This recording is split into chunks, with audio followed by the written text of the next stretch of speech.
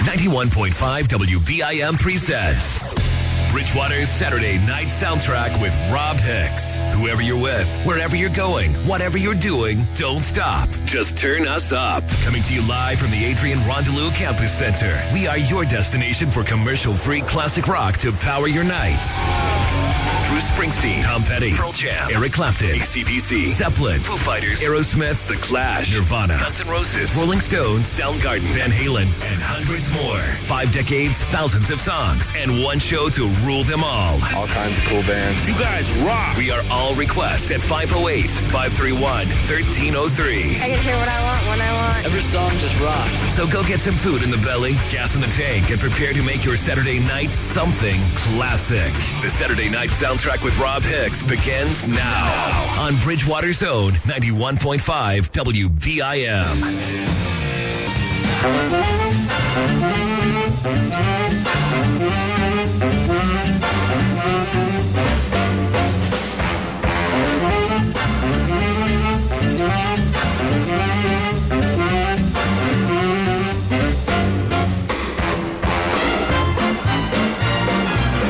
It's 91.5 WBIM Bridgewater. Saturday Night Soundtrack is here. We're back.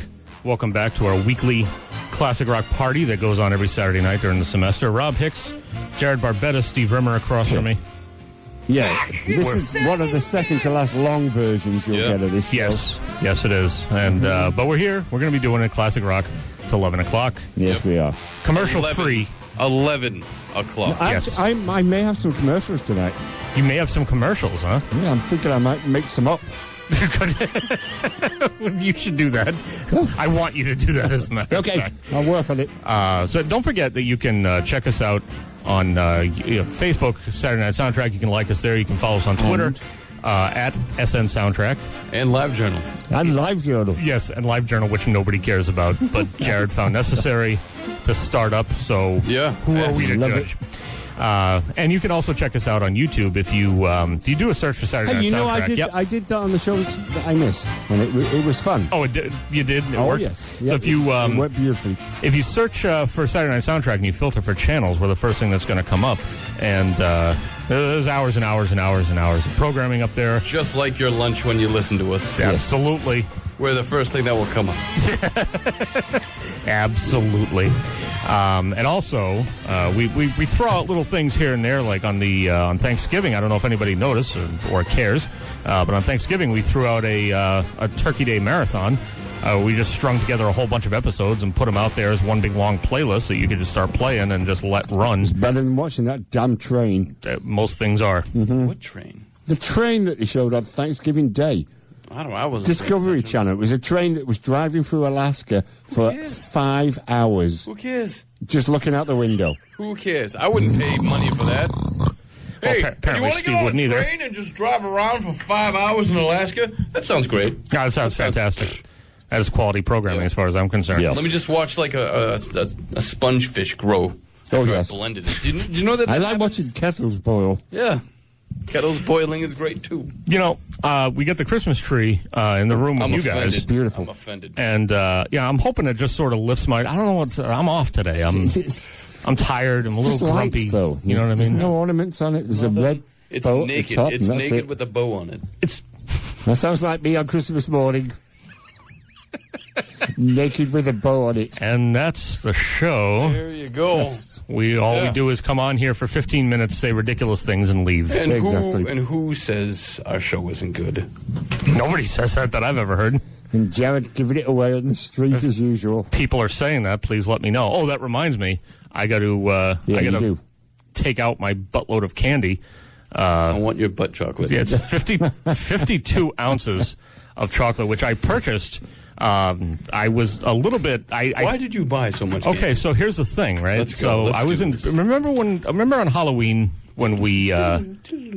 So Halloween when I brought in the bag of candy and I put it out there and we split it all up and all that fun stuff.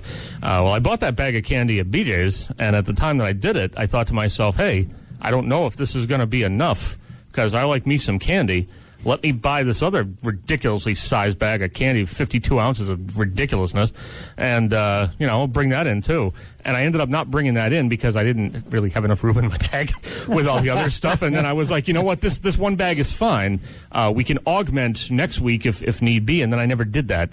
And now I'm on this diet thing that is being forced upon me. We'll talk about more about this in a later segment. Yeah, we're going to talk to your wife. But there's a diet thing that's being forced upon me. And I just need the chocolate. I need the candy out of my house is essentially what it is. It just needs to get out. Well, so I thought, what better place to remove it when taking it out of my house than to put it in Jared and Steve's mouth? That's a very good idea. And we're talking about candy still. Absolutely. Okay. This brings up a real quick story. Yeah.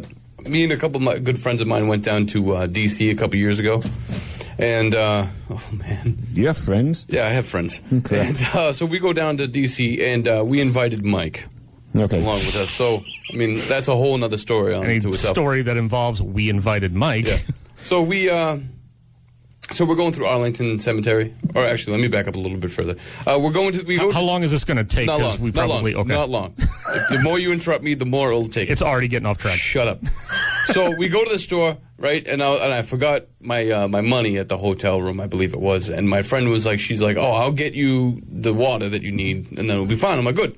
So we bought water, and then we started going through Arlington Cemetery, right? And it was all good. And then for some wacky reason, I don't know why, I just decided to say aloud in the Arlington Cemetery, I want your gift in my mouth.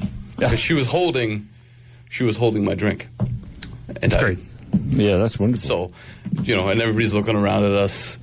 What? It almost makes the edible panty story worth retelling at some point, if anybody never heard that one before. Yeah, you heard that one, right? Do I want to? We'll keep next. That, You know what? We'll next segment. Let's do that. All right. Get into the first classic rock block of the evening. Got a double shot of Led Zeppelin up next. BIM. Saturday nights and classic rock. They just go together like bacon and hot fudge sundaes. Whatever. Just trust us on this, okay? Bacon and hot fudge sundaes. Yum. The Saturday night soundtrack with Rob Hicks on 91.5 WBIM. TV Rave on 91.5 WBIM Bridgewater.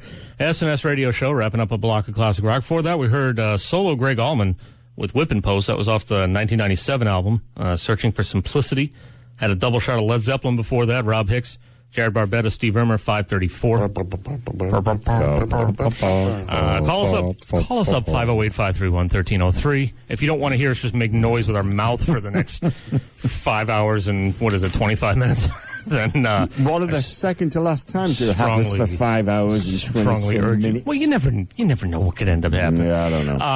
I gotta comment on this is the fact that the disgusting spit guard that used to be on this microphone is now completely gone. I don't know. I'm sure it's being replaced. I'm sure they're just going to replace it with a clean, nice looking one, because the one that was there was starting to look like it had been in a Texas saloon for like 80 years. That's why you sound so good tonight. And it just been filtered through all that. Well, I was going to say, it's one of those things where it's going to either a very good thing that it's gone now, or it's a very bad thing because now all the grossness is just going right on the mic, and there's no reversing that. Oh, okay. I guess it's all right for you, but not us. Yeah, exactly. We've been putting up with this for how long now, Jared?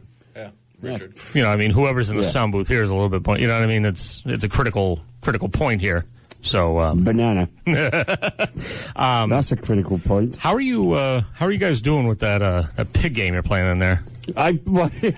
The first game we played, I beat him 100-18, so I think he's kind of given up on it now. Please explain to the folks at home what's going on with this. If they've never heard of this game before, it might be. You just broke it? Oh, jeez. It might be something good that people can break out and start playing during the holiday season.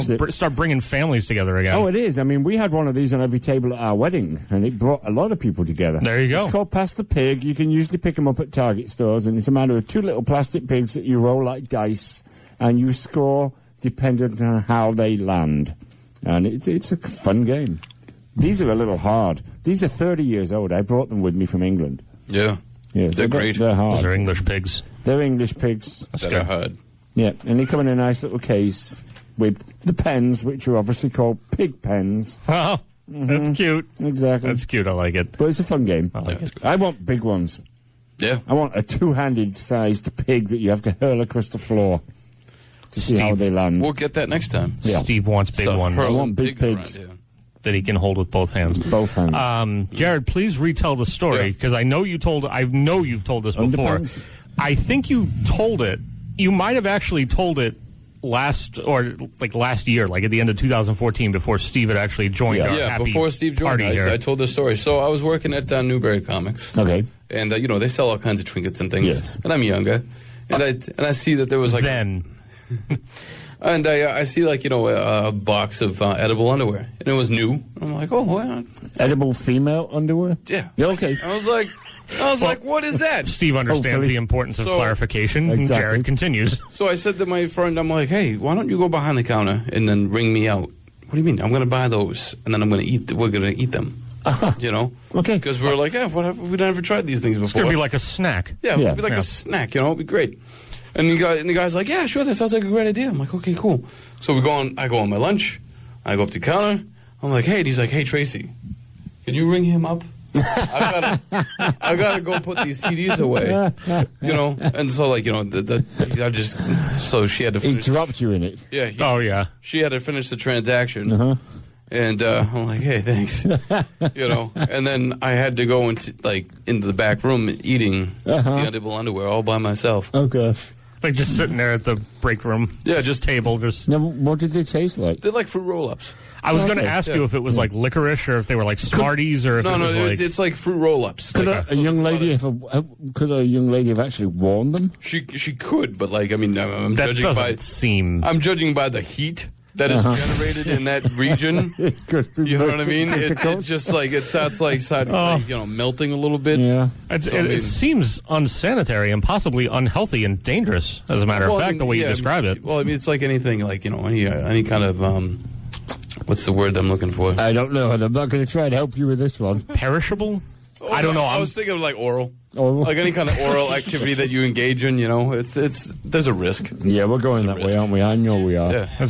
That's only 5:38. Hey, Yeah, exactly. That's a beautiful, Evening beautiful talk. time to Hey, be. I didn't Fantastic. think the story was going to be brought up right now, but there you go. Well, I didn't really have anything else. It was like the second saddest thing that's ever happened in my life. Yeah. Do you care to share the first? We get a couple of minutes. No. No. I don't think I want to hear the first. Yeah. Although, you I mean, know is what? If Edible Underpants not coming up to par, Right. being the second, how bad can the first be? Oh, it's pretty bad. Okay, forget it then. So Steve discovered the fact that we have temporary tattoos, temporary WBIM tattoos They back don't there. work very well. Well, they don't work very well the way you did it. Said apply Because liquid to the back of it. Yeah, all you did was lick it for Yeah. like 30 seconds loudly I know. and then pull the thing off when it specifically says Sounded don't like rush. a cat cleaning itself. You rushed. I rushed. And now you're left with what does it actually say? Can you actually see all of the letters and everything? You can see WBI, and then you can see quite clearly 91.5 FM. Okay. So it's not bad, I'll probably get ribbed a little bit at work tomorrow with it. Yeah, because that's now on your hand for 7 days. Yes. You recognize that fact, Yes. right? Okay, good. I got a very good scrubbing brush at home, though, so I could work on it a bit. Good. You do that. 508-531-1303. Call us up. Let us know what you want to hear. We're taking classic rock Hey, requests until 11 o'clock. Did you hear from John last weekend? We did not. Okay. We did not. So I am anxiously awaiting to see if we're going to get a call from John or from anybody from John's camp Yep. No. this week. No. Don't say no. We're not. What is wrong with you? You don't know. Why are you just spitting all over the people who have supported us for hell you got weeks there and weeks now? and I weeks? got my drugs. Oh, good. So for doing one drugs again. For 1 week, the gentleman and his mom or whoever might have had something else that was more important they were doing. So don't worry about it. If he likes the program, he's listening this week. I'm Exactly. spitting because I don't have a spit guard. I don't have a spit guard either, so join the club. He's down in those pills again. Oh, yeah. I hope they weren't blue, right? I didn't see them. He kind of covered them up a little bit. At any point, if you need to come in here, Yes. if it gets too uncomfortable out there, you just let me know. No problem. And seat's always open for you in here, buddy. Alrighty. You know what I mean? I wish I brought some ornaments for that tree. Yeah, that tree's almost as sad as Jared and I. Jared's at like 40%. It looks like Jared when I look at the two of them together. I'm at like 60% at best. I don't know what the hell's wrong with me. I'm 100% tonight. Well, good. Well, you can carry us through. 'Cause right. I'm tired and I'm grumpy and I don't know what the sick. problem is. I got the vertigo and I'm sick. Oh, there you go. You're spending your Saturday night with grumpy old men who are tired and sick, but are still going to play your classic rock until 11 o'clock anyway. Yes. So, 11 o'clock. 11 o'clock. 11 p.m. 5 Absolutely. to 11. I honestly don't think it's a problem. I don't think it's the problem that we thought it might be. No. I don't think it's No. the same. Again, not I to can be. go home and take I a don't nap think it's. in the afternoon. I don't think it's the same. Yep.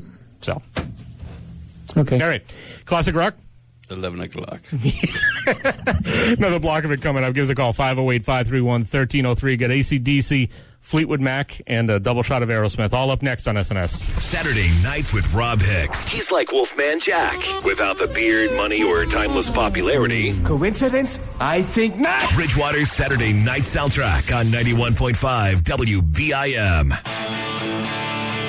Foo Fighters, 91.5 WBIM Bridgewater. Saturday night soundtrack. For that, heard a deep cut from Dr. Feelgood. It was courtesy of Steve Rimmer back in the night there. That was a track from their second album, Malpractice, which was from 75. Double shot of Aerosmith before that, AC/DC, Rob Hicks, Jared Barbetta, Steve Rimmer, 607. We are promised that Mikey D will be back. That sucks. I told him 605. It's now 607, so he's already friggin' late. Good. So, I don't have time for shenanigans. I mean, we got to play a song and everything. So, I mean, he might want to be here for that. But, What did he bring in tonight? so he's got. I don't know how I feel about this. Right. So he brought in Journey, but he brought in non-Steve Perry Journey. Interesting. Right. I am not familiar with non-Steve Perry Journey at all. Me neither. And I feel as though that's probably because it's how it should be. Yes. But we're going to find out. No, it'd be worth a listen. Got a track from an album called Next. We're going to be hearing that after the spot when he comes in. And Oh, great. right Here on he time, comes. here he is.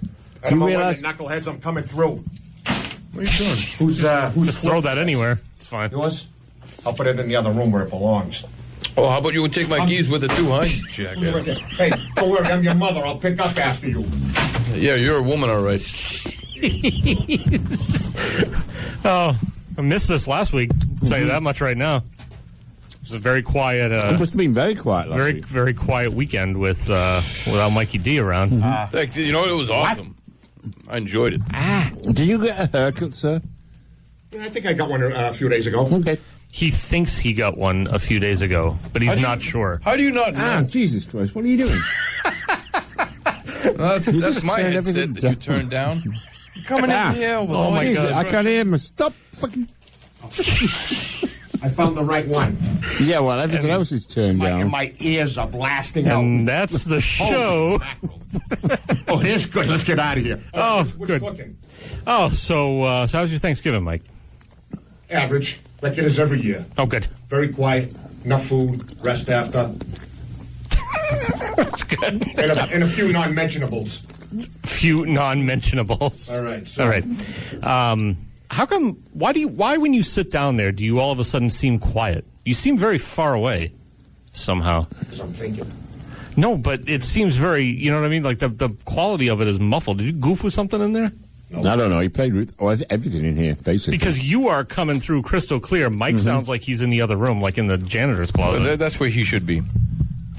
Wait, let me mess with these one cords are you? again. On the one, I'll mess with. the middle one. I don't know what's happening. I don't know. All right, there we go. Is that better? Why did this have to happen? I don't know. Because it's There life. I am on the far left. Okay, that's And a little my- better.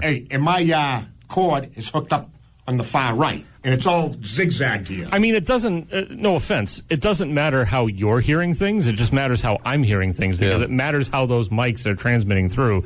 And it sounds better now. For some reason earlier, Because I you turned sounded it up. like you were in another room. I should be in another room. Yeah. In fact, I'm in all these rooms around here. What are you talking No, about? no wisecracks, Hicks. All right, I don't even know what that means. Never mind. To wisecrack. So anyway, Classic Rock until 11 o'clock as usual, and Thanksgiving was normal for us as usual. We're all tired. Jared's sick. I'm just tired. And I It's don't, worse now that he's here. Yeah, but Steve now is- we got well, that's funny 52 because- pounds of candles yeah, in here. it's 52 ounces, sir. Yeah. It's like 52 pounds to me. What's up with the candy? What's this? I thought we already had Halloween. Yeah, we No, we did. got more. But I severely overbought, and I just Severely? I needed to get this Wow. out of my house. So take and be merry. Consider it Christmas candy. You have Christmas. You have You have candy for Halloween. You don't have to be Peeps. You have candy for Christmas. So might as well just be. Might as well just be all Candy for part of Easter it. too, right? Yeah, exactly. All right. Exactly. What are you doing? I don't know what he's doing. It's distracting. Stop it. Hey, Hicksville. Yeah. Any call-ins yet? No. Why not? They heard that you're coming. They're like, I'm not going to What's the matter with those chuckleheads? No idea. They don't think we're on until 7. I think calling them chuckleheads is probably a start of the problem. Probably. I ran into Joel from up around the corner earlier. Oh, that's nice. Up around the bend? So is he listening or what? Yeah. You But didn't he's not. hurt him, But did he you? hasn't called. He said he's going to call Saturday night. Yeah, well, he says that all the time. Yeah.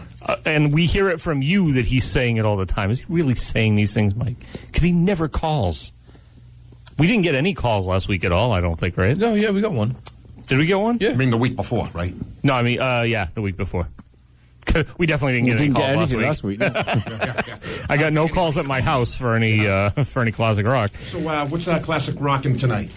Well, we actually got the album that you brought up. That's going to be coming up next, and Boy, talking about blowing the dust off of that one. yeah, tell us a little bit about this because I'm not that familiar with it. Which album is this in their career? And I'm not familiar with Journey prior to Steve Perry at all. Second or third, I don't even know. It goes back to 77, I think, when Ainsley Dunbar was the original drummer. Then shortly after, Steve Perry, a local boy out of Whitman, joined the band for many years.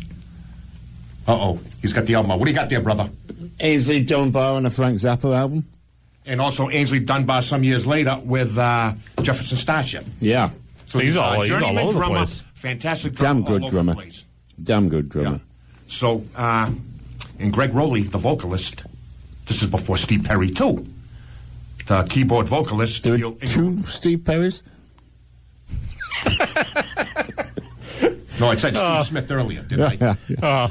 The drummer. So you got 2 originals here. No, Greg Rowley goes back to the Santana band, Carlos Santana. Sure. Black Magic Woman, all those songs. He, as a young one, he was singing. Then after that, he left and joined up with Journey. So, and the first song we're going to do tonight is Spaceman. Yes. We got 3 space shots up here. Maybe I should add 4 to that. Just one, just Jared. the one. Yeah, okay. So, other than that, we're going to do our Spaceman, and later on when I come back, we'll do another surprise. Ooh, surprise. I like when Mikey D says surprise, it sounds so ominous. It sounds like a surprise. If anybody else says surprise, it sounds like, ooh, surprise. Mikey D says it, and you're like, holy crap. What's next? I don't understand what's going to happen. So here's Spaceman. I'm going to take off my headphones. 1977. From their Journey's next album, it's called. There you go. All right, we're out of here. We'll be back soon. 508-531-1303. Especially if you're from Rockland, SG, give us a call. Make a request. I don't really care where you're from. Just make a call, give a call, make a request. 508-531-1303. Here's Journey off the next album. It's on SNS on BIM. Don't be so right. It's the Who, 91.5 WBIM Bridgewater. SNS radio show. Before that, heard from Kiss, Neil Young, Alice Cooper, Black Sabbath. Kicked it off with Spaceman by Journey, which is off the next album. One of those albums that phenomenally did not seem to include Steve Perry because it was before Steve Perry's time. But I say phenomenally because I think of Journey and I think of Steve Perry. It's like listening to the REO Speedwagon album, Riding the Storm Out, when Kevin Cronin didn't do the vocals. It's weird and it's unnatural. Much better with him on the vocals. Oh, yeah, absolutely. Interesting, though. Oh, yeah, definitely interesting. It's interesting because it was, and again, we heard that, thank you again, Mike, for bringing that album out. That was Spaceman. That was from the next album by Journey, and that was one of those situations where you can almost hear, like, musically, you can hear what they were going to evolve into with Steve Perry. They just, in my opinion, they just weren't. I mean, they weren't at that point yet. Obviously, they were going to evolve the music up until that point. It was just a different sound at that point. It was an earlier time period, too. And then they just took off. Unbelievable. Like a journey. Yes. Yeah. They went on a journey.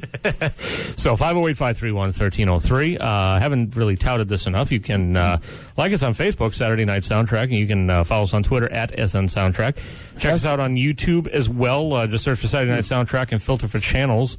We're going to show up there, and if you're wondering why you should bother liking us while we're going to be going off the air after next week's our last show of the semester, well, we usually post some stuff over the break here and there, and I think I'm going to do the same thing that I did for Thanksgiving, if people care and give a crap, I'm going to put up a Christmas Day marathon of shows, and people can listen to those and kind of string all those together, and you get all that. Also, if you're wondering what I do with my time, the free time that I'm going to have for a month or 5 weeks or 6 weeks or whatever it comes out to be, I usually spend that time. So we're going into, there's a little bit of, I'm going to peel back the curtain a little bit, okay? Uh-oh. All right, so we're going into 2016, which means that there's a brand new kind of core playlist for the Saturday Night Soundtrack. In case anybody's not aware what it is there's a set number of songs, or a set batch of songs that I usually intend to play throughout an entire calendar year. So it doesn't really go by the college year necessarily. It goes by the actual year. So in 2015, I had this. This is what makes the show the best show on the dial. Okay. In 2015, I had a list of 1,000 songs that I was going to go through and cycle through and make sure to play at least once at some point, and we're on track. We get a few more to play between this week and next week, and we're going to hit it.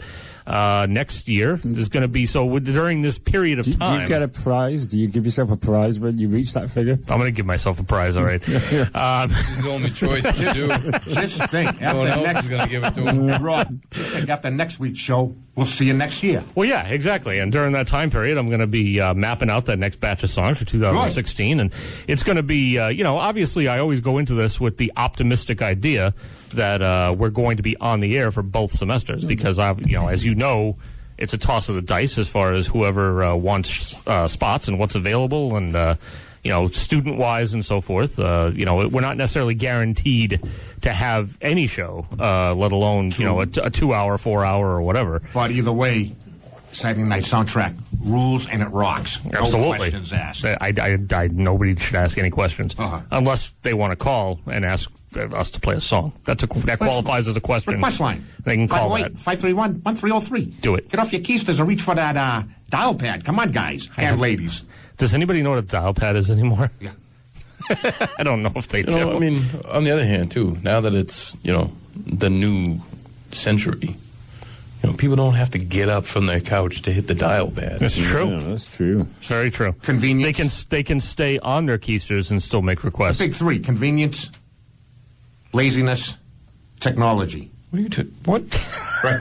So stay put. Just put it in front of you. Start dialing. Start pressing those keys. How simple can it get? You lazy bleepity bleeps. I'm going to admit that, Mike, when you started that list, I wasn't sure if you were going to come up with 3. I thought you were going to lose track. I thought maybe you were going to list the same one twice. I thought something funny was going to happen as far as that was concerned. I was almost a little bit disappointed there. Oh, well. So, maybe next time. Yeah, no kidding.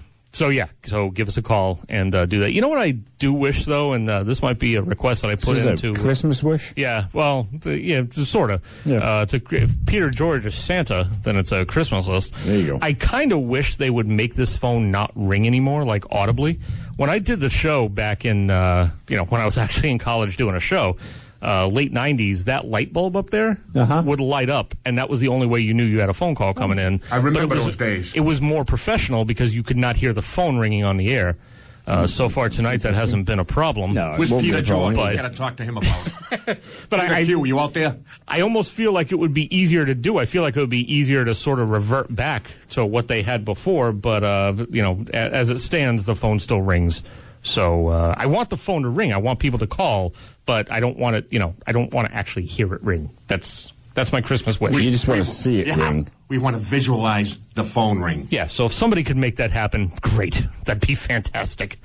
Soon to be 2016. It probably has happened. Yeah, probably. Well, no, because my phone is still ringing elsewhere. Yeah. So we're gonna get into another big block of classic rock. I believe we're going to be ordering our food. And I'm looking forward to that as well. Yes, we are. Yeah. And anything else you want, 508-531-1303. Big block of classic rock coming up. You got SNS on BIM. Call in your classic rock request now at 508-531-1303. If you don't, Rob Hicks will play a half an hour of Bruce Hornsby. That's just the way it is. This is your chance to save the town of Bridgewater. 91.5 WBIM. More concert tracks nowadays need to do credits at the end. 91.5 WBIM Bridgewater. Saturday night soundtrack, Frank Zappa there wrapping up a huge block of classic rock and had a couple of big long songs in there too. Rolling Stones was before that. Can't You Hear Me Knocking? Part of a double shot of Rolling Stones. ZZ Top, Rob Hicks, Jared Barbetta, Steve Rimmer, 705. That was, of course, in commemoration and respect for Frank Zappa, who passed away 22 years ago yesterday. Yes. That was the last tour that he did, too. Yes, it was. Here's a weird thing to say. When I was a kid, I used to think that Frank Zappa wrote some of the music for Dr. Teeth. Really? Yeah. Who the hell's Dr. Teeth? From the Muppets. There you go. No, there you go. Yeah. I'm not a Muppet aficionado. So. No? Jared that is. was nice. I like that. What's that? What you just did. That's really nice. I hate that, as a matter of fact. Yeah. I when I was a kid, really? that was like, and I figured that's where Frank Zappa was famous from. He was like, oh, he wrote the music for Dr. Teeth. Oh, that's where he got his fame and fortune. Yeah, I was like, oh, all right. He moved on makes, from there. It makes sense because in a way, like you hear, oh crap, the food. Just when I was going to get into the conversation. Jared was about to go on with something, and this This always happens to him. It does, Yeah. but I saw that last tour. Oh, did you really? Yes. Yeah? Yeah, I had tickets for 2 concerts in this country, and I got delayed by the customs moving over here. So what year was that again? It had to be probably 87 or 88. Okay. Something like that. But that was one of his encores. Yeah, and that would make Stairway. sense because it was, 87, 88, and then he passed away in 93, 93, December 4th, yeah. 93. Exactly. And, No, I was going to actually miss the gigs that I had tickets for in this country, so at the last minute, a best buddy of mine back in England said, well, here, take my ticket and see him in England. So I did, and if he hadn't have done that, I would never have been able to see him. You wouldn't have seen again. him, That yeah. would have been it. Done. So, very pleased. would have regretted it for the rest of your life. Uh-oh. Are you all right? Later. Okay. Anyway, God. real quick. Yeah. I just wanted to finish my thoughts. I mean, No, go for it. because you listen to some of the music from Dr. Teeth, and it kind of fits in with like Frank Zappa. I could see that, yeah. You know, so I always wondered, like, Steve's going to have to Google some I'm going to have some to Dr. Google some Teeth. Dr. Teeth. Yes. yeah. Well, Dr. Teeth was wasn't he based on Dr. John? I think a little bit, like, because it was based on a whole bunch of people. Because you got the Animal, who's based off Like Keith Moon and... and Bonham. Yep. So it was just based on like a whole cornucopia of Sure. classic rock music. I just always associated Dr. Teeth, and especially because he's called Doctor, I associated Dr. Teeth specifically with Dr. John. Yeah. Oh, I all think the that. I time. think like the front man was like that's what he was based on. And again, you got Animal, and then you got the bass player whose name escapes me now, but she was based on a few different people.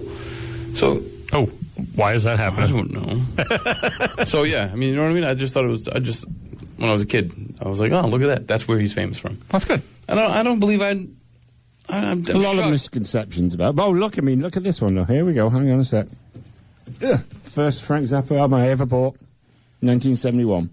I don't know why I never told you that story before. I don't know either. Anyway. Yeah. Edible panties, Dr. Teeth. It seems like there's a whole bunch that you need to share with Steve that you've never shared with him before.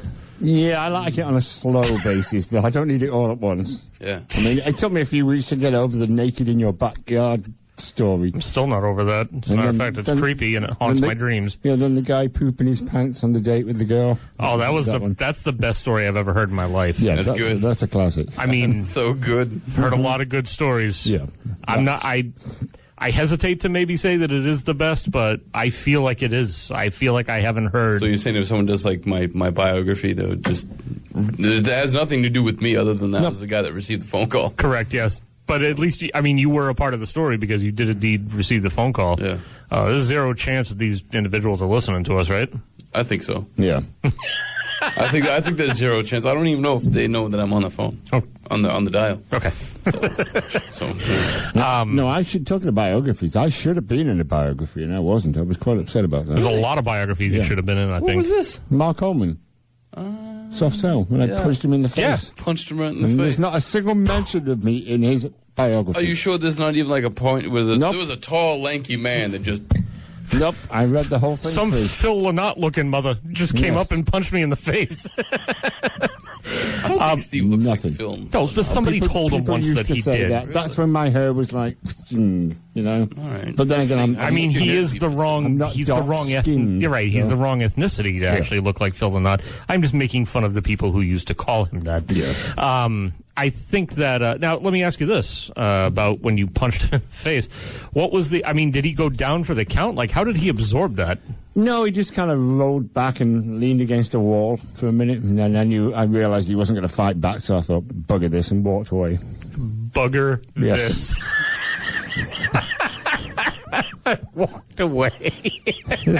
Well, I mean, you can't hit a guy twice unless he attempts to hit you back. And there's no way.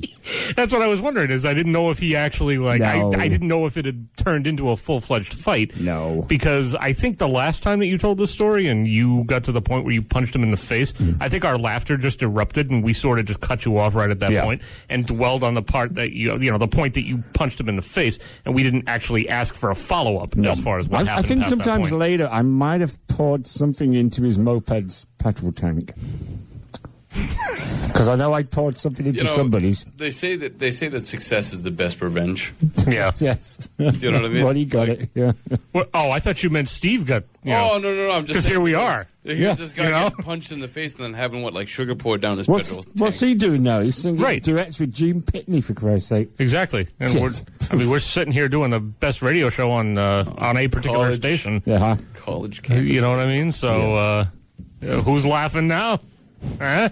So, Eh? are we still getting food, or was that just? Oh, yeah, we're still getting food. I'll explain it. Don't worry about it. Okay. So I'm wondering. So I mentioned briefly earlier that I'm on this carb-free diet now, or a very low-carb diet, I guess I should say. There are some carbs involved. What did he just order for pizza? It apparently. Well, here's the thing: is that tonight's my cheat night, right? I'm allowed to. I'm allowed to have carbs for tonight, but in general, I'm not supposed to have them, which is probably contributing to my moodiness this evening because I haven't had carbs all week. But the whole point of this is that in not having carbs all week and now getting this pizza, I'm wondering what direction this is going to head in. So I see it going one of two potential ways. Well, at least the bathroom's closer now. Correct. I see my stomach either, one, welcoming it with a warm embrace like an old friend, or going, what the deuce is this? Get rid of it quick. Yeah, exactly. Make it messy. So I'm going to eat it slowly, and I'm going to be cautious because I have a radio program to run, and I don't have time for foolishness. You don't need a multi-directional splatter bottom. No. Yeah. No, I You don't. don't need to appoint your butt. MDSD. I mean, the good thing is if it does so happen here, luckily we know a maintenance man's going to be coming up in the next hour or two. We can have him deal with that, but I'd rather it not come to that situation. I had one of those issues this week, and I just happened to go to the restroom at work, and it's awkward when there's another restroom with somebody else in it, and you can see his shoes, so you know he's there. Sure. And you're trying to be quiet with something that's coming rather too fast for you to control. Yeah. You know what I mean? So that brought up the question to me is, why do bathroom stalls not have walls that go down to the effing floor? They should. For the sole reason of, number one, what you just mentioned. The 99 does. Well, Sound that's deafening helpful walls. because people in general probably have to go there in the 99 a lot. Oh, God, yes, definitely. There and Applebee's, or as I call it, Crapplebee's. Applebee's. Here's the interesting thing. Yeah. Back in the ancient Greeks and Romans days. Yeah. They squatted. No. Well, not only that, but Are you going to tell us about the room where they're all in a circle and all that? No. As society started growing a little bit more, right? Right. Like what they used, like they were sitting rather than squatting, right? They would be on these pews type of Next things. to each other. Next to each other. Yes. No wall, no nothing. You're like, hey, Steve, how you doing? Yeah. You're like, well, I don't know. I'm just trying to deal with the corner I had.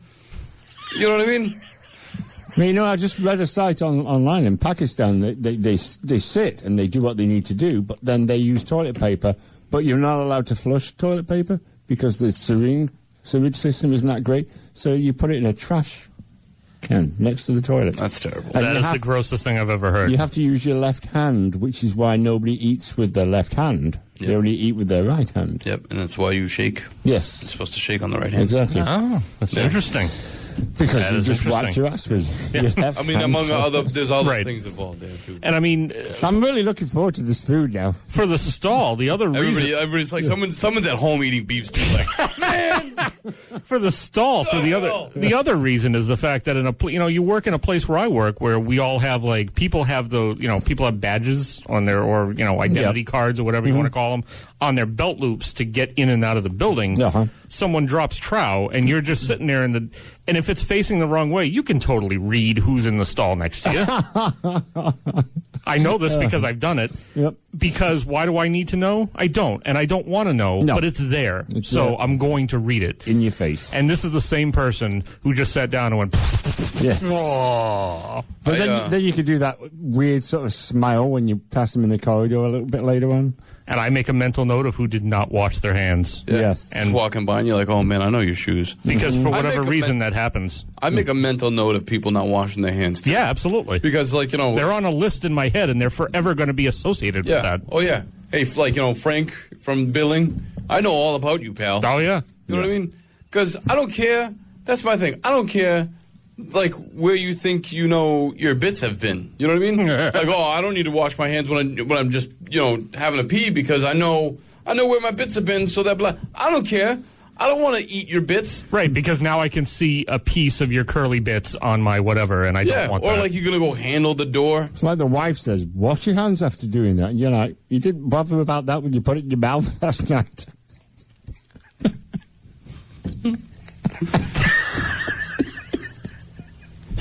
And that's the show. Well, nothing more to say on that.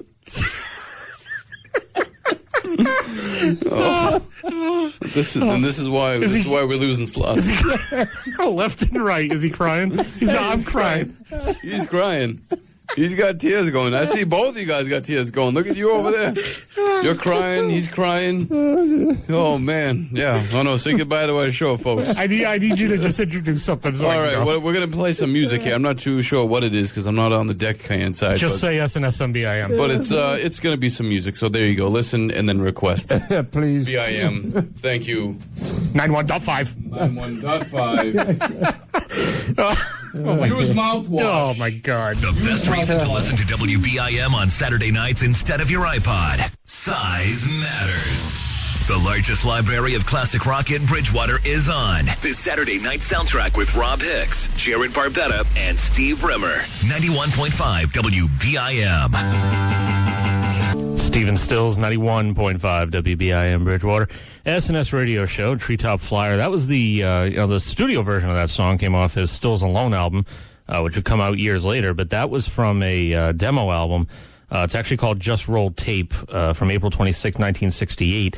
He was there at a Judy Collins recording session, and she had some time left over when she was done, and he had paid the engineer to go ahead and start recording some stuff of his own.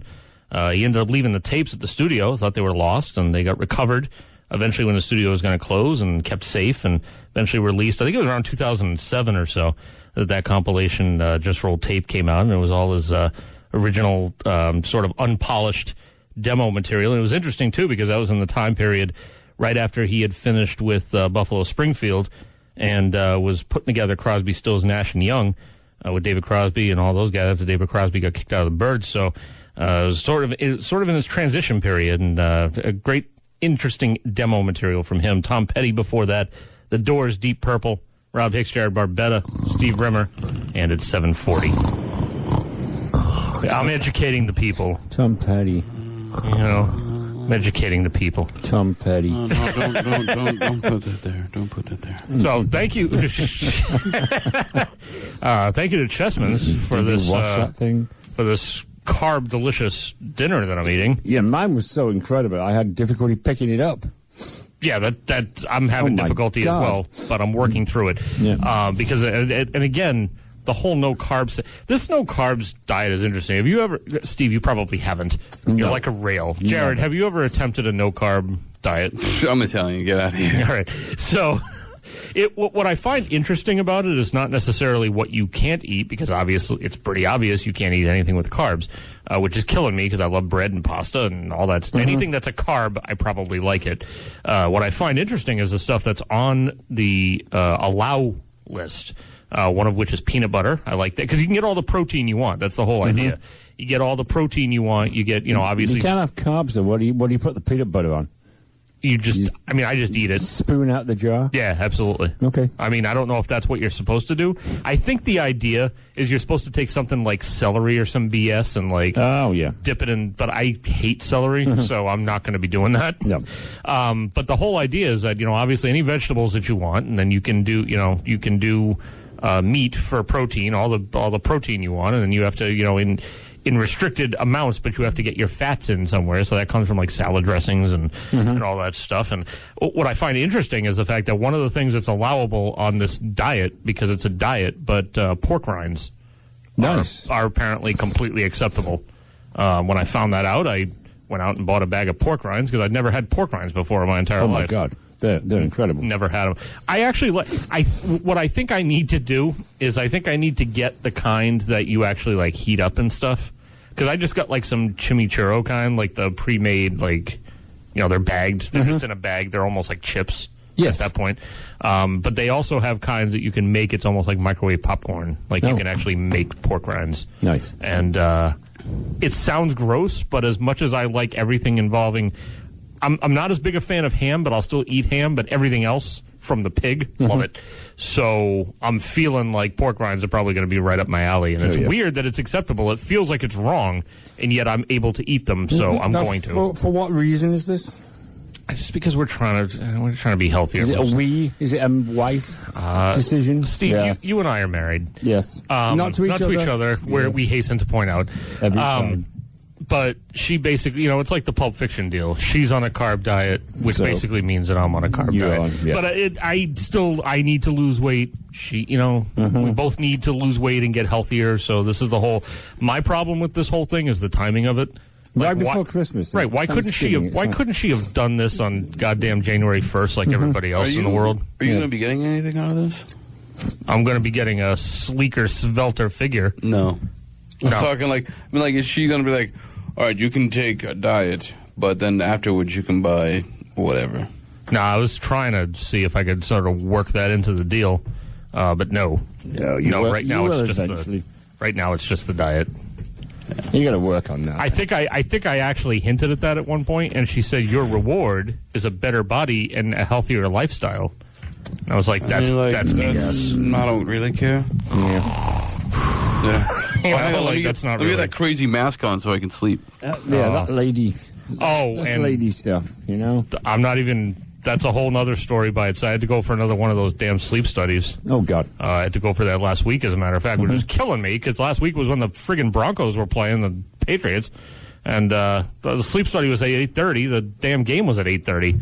So I'm late, I'm at the sleep study place, and they're hooking me up with all the wires, and I'm watching the game on the TV that's in the room because I want to watch this game. And then they're like, okay, get in bed and go to sleep whenever you normally go to sleep, when you normally go to sleep. And in my head, I'm thinking to myself, when is this game going to end? And that's the game that went into overtime, too, so it didn't end until midnight. I watched it until halftime and turned it off at that point. It was like 10 o'clock at that point, which is what I had estimated, and that was fine. What do you think about the officiating fiasco that they've chosen for tomorrow? I don't know. The only thing that I can say is that it's likely going to be a non-event because of the fact that they're playing Philadelphia. Yeah. So I'm hoping that no matter how abysmal the officiating is, it doesn't end up becoming an actual deciding factor in the game because they're playing Philadelphia. Yep. So I'm hoping that it ends up being one of those cases where it's just going to be whatever. It's just immaterial at that point. Stupid NFL decision. It's a stupid NFL decision, and these stupid decisions are going to continue. And you know that as we get further and further into the playoff season, that when they start taking a look at the playoffs themselves and who's going to be officiating those games, you realize how much heat's going to be on them at that point. Oh, yeah. I mean, now here come the games that, basically you win or you go home. And, it's no longer in season, it's just my record kind of things. Yep. Now it's, the officiating is going to potentially determine who goes on to eventually the Super Bowl. So. Exactly. Oh, Super Bowl. Oh, ho, Super Bowl. Yeah. Yeah, you see who's playing the... So, Coldplay. Yes. It's like, what the hell? Well, I'll be asleep before the second half starts. A whole lot of people that I've been reading online, and again, these are just, I read a lot of classic rock things online, so obviously these people are going to say that, but a lot of people are saying, I would have expected the Foo Fighters, totally would have expected Foo Fighters at this point, because the Foo Fighters are sort of on a wave of they can do no wrong. I understand, Jared, there's something missing. But in general, people feel at this point they can do no wrong. So I'm really surprised that somebody like them didn't. But, I mean, who knows how. And this is the question, too, right? Don't the acts, or do I have this wrong? Don't the acts actually, they don't get paid for playing the Super Bowl. They have to pay to play at the Super Bowl. Isn't that right? It would make sense. I think that's the setup. Mm-hmm. I think the bands, like, they don't actually hire a band to play the Super Bowl. It's the other way around. Where whatever the band is probably does, I think they bid on it or something like that. Who was doing the pre-show? I forget. Metallica. No idea. Is it? Metallica. No. Is it really? Yes. Yeah, because there was actually a petition that went out to get everybody to sign up for Metallica to play the halftime show. It would have been a better idea. And it actually went over. However, the network or whatever's like that was like, I don't know about this. So then they were like, all right, well then we'll just do a pre-game show. But I mean, I don't know. I understand in general. If this were 20, 25 years ago, I could see the networks definitely saying that. But I mean, at this point, is Metallica like, ooh, they're going to push the boundaries of. I mean, Metallica's a pretty respected band in the annals of classic rock or rock in general. Yeah, but also on the same side, they also kind of are a little bit of rebels still going on. Because, like, they played that Grammy show, and then they're like, don't you swear, and then they still swear, and they're like, why? Why do we even bother with you people? No, as I remember reading about that afterwards, because they were all talking about having the famous pianist there, and they're like, wow, that was kind of cool, but you said two words, and then you dropped the S-bomb, okay, but then you had to drop the F-bomb, like, what are you doing? What do you think this is, a Saturday Night soundtrack, where you can say whatever the hell you want? Exactly. They're like, no, it's rock and roll. That's what it is. Right. You get a rock and roll band, you're going to get rock and roll happenings. So if you don't like it, get a pop band. Get off my radio. Yeah. And now we have Coldplay doing the. You know what? I think that's all political because Coldplay announced that this next album is going to be their last album. That they've said all they needed to say musically, and then this is going to be it. And I think this might be all just like, oh, we gotta applaud. We have to honor their achievements. Yeah. And sort of like when somebody gets an Oscar for their lifetime achievements because they never got an Oscar in their lives, and everyone's like, "Oh, but you've been around for 65 years. We probably should give you something because this is quite the snub." So here you go. We're looking at you, Leonardo DiCaprio. He's going to get one of those. He's never going to get one. He's destined. No, I'm saying he's destined to get a lifetime achievement award. Absolutely. He's not going to get an Oscar because at this point now it's just all it's all a jinx. Yeah. It's just not happening. Sorry, pal. He himself is the jinx. He's up there going, of course I'm not going to get an Oscar. Oh, the burping. Are we going to get a Walking Dead segment tonight? Later on, maybe? Yeah. Do you want to do that as a separate segment? Because I actually was going to ask what your feelings were. Yeah. Coming up in about, I don't know, like 15 minutes or so. Don't worry. I'll keep out of it. Yeah, okay. I mean, I watched it, but I'll keep out of it. Yeah. I know how angry people got last time I saw it. Well, it still hasn't, because you came up with a cockamamie theory that made no sense. It still has not been revealed that Carl is Daryl's son, so you're just going to have to hold on. Yes. I think we got several seasons to go before that comes to light. You watch. And it will never come to light. It will come to light. And you guys How would would that be possible? Because Carl was always... Why am I getting into this argument? Don't even bother. Coming up in 15 minutes or so, we're going to do a flashback to, obviously, the main trending subject of the past couple of days has been the passing of Scott Weiland. We're going to do a flashback real quick to an unfortunate conversation Steve and I had on it. Unfortunate but accurate. Yes. About 7 months ago or so, when basically we did a segment on Scott Weiland, and the things we had to say were unfortunate and not as nice as they probably could have been, and maybe just a little bit more pointed in retrospect than we expected. So stay tuned for that. Probably about 8:05 or so. Good. Yeah. And at any rate, if you want to give us a call... I apologize ahead of time. Yeah, absolutely. That's fine. We both do. If anybody wants to call and give us requests, we're not backed up with them yet, so give us a call. You're not backed up yet, so the carb thing's doing okay with you? So far, so good. I've had... What have I had, two? I've had two pieces now. Good. And it's still sitting okay. So we'll find out. That's that. We're just adding chocolate to the mix right now. Yep. I mean, there's no problem. I'm actually going to go in there and get some more chocolate in a little bit as well. Don't throw them because they're going to end up behind something. It's not good when they start decomposing. No, you don't want decomposing chocolate in there. Absolutely not. I was told that like if you willed it, But you could get the decomposing chocolate and rub it all over yourself, and then you'd be able to walk through decomposing chocolate. Absolutely. You wouldn't know you were there. More about that, and let's do this. Let's do our Scott Weiland tribute at 8:05, and then around 8:35 or so, we'll talk about The Walking Dead. Okay. All right. That is a plan. All right. Billy Squire, the Police, and Van Halen are all up next. SNS on BIM. Hitting the bars or hitting the books. We'll make your night rock with Rob Hicks and Bridgewater's Saturday Night Soundtrack on 91.5 WBIM. It's Van Halen, 91.5 WBIM Bridgewater. Saturday Night Soundtrack, Van Halen. Police before that, Billy Squire, Rob Hicks, Jared Barbetta, Steve Rimmer. It's 8:05. I like the way you said Jerry Squire, Rob Hicks, and Jerry Barbetta. You know- It's Billy Squire, you just mixed them in with. Did I say Jerry Squire, really? Yes, Billy Squire, yes. Whoops. Nice, though. Yeah.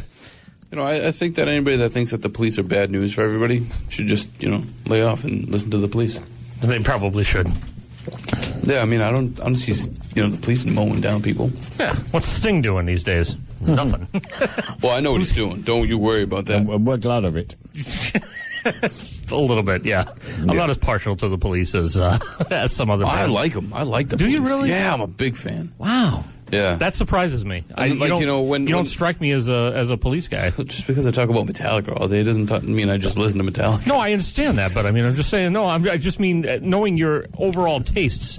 I didn't think that the police kind of fell into that. His overall hatreds. I mean, I go from again Metallica to Dean Martin to Waylon Jennings. I mean, I think that's pretty damn eclectic. Like the first show you showed up here and you were like, "Here, can we play this Jerry Lewis record?" And I was like, "Sir, I got a lot to teach you about the format of this program." Hey, man, the Jerry Lewis record is still a solid record. Did you bring that in, or did you find it here? Oh, I brought it in. No, you brought it in. Oh, I went out and I actively bought it, and I brought it in. I actually heard a thunk when his face fell when I was just like, take that in the other room, please. So obviously the recent trending topic, as we mentioned earlier, Scott Weiland of the Stone Temple Pilots and Velvet Revolver, and most recently of the Wildabouts, which is a band he's been touring with, just passed away a couple of days ago. He's actually found dead on the tour bus with the Wildabouts Friday night, and obviously they found him. He was unresponsive, called paramedics. It was too late, nothing they could do. He was 48 years old, and it's a tragic situation because he was 48. He left behind a wife. He had two children, a 13 and 14-year-old, I believe, From a different wife, yeah. and but I mean, still, it's just a sad situation all around. I just like how slowly the news came out. First, because the police put out, we found a body in a trailer. Well, Right. first of all, they said he was dead in his hotel room. Yeah. Oh, they said that really Yeah, at they got it first. completely wrong first. Yeah, they obviously needed to iron out the details. So upon hearing this news, the first thought I had was, well, let's put together a block of Scott Weiland to tribute him, which we're Yes. going to do in a few minutes. And my next thought was, gee, let me try to think back, because I feel like there was a time on this program where we had previously done a segment on Scott Weiland. Let me see if I can go back in time and find it and just sort of replay it as a tribute. And then I remembered what the segment was actually like. Yes. I listened to it. It was back from, it was within the first week of May, I believe. So we're talking about 7 months ago. Went back and found that and listened to it. And it was a show that just Steve and I had done on our own. Jared obviously had other commitments. And so he wasn't a part of the conversation. But and I think we're kind of, in a way now, it's kind of say that we were glad he wasn't. so we can't even put any blame on Jared for any of the blame ourselves for this any one. of the unfortunate things that were said in this clip, because basically, Steve, it was all just you and me. And here's the clip from 7 months ago when we were taking a listen to a performance of Vaseline by Scott Weiland on the Wildabouts, and we found them to be less than stellar. This is the worst performance of Vaseline ever. And I mean, obviously the audio is terrible anyway because it's being recorded from the audience somewhere, but I mean, you can tell.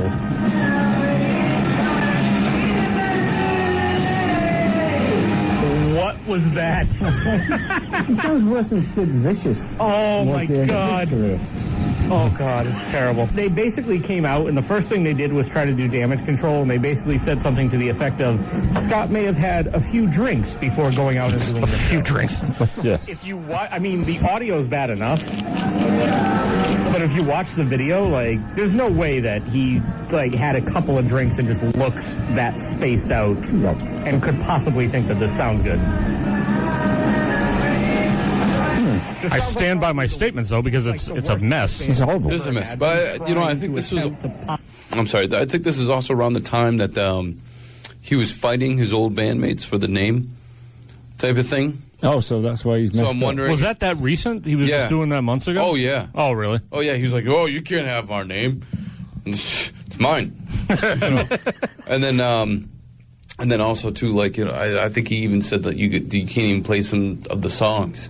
And I think, that's why, like, he probably got pretty drunk over it or something. Probably, or, because this stoned, sounds like he was. Yeah. I mean, like, well, even you watching the video, the guy's out of it. Oh, absolutely. His eyes are going in two different directions, all sorts of things like, going on. With all the recent news, I still enjoy the fact that, like, you watch that video and, like, the bass player's looking at the lead guitar player. He's like, oh, what's going on? Is this the same bass player that got arrested yesterday? Yeah, same guy. Yeah. Okay. And then he's just kind of like shrugging his shoulders, like, was he bass player? Was it the bass player or the guitarist that got arrested No, for the bass cocaine player. for cocaine possession? Bass player.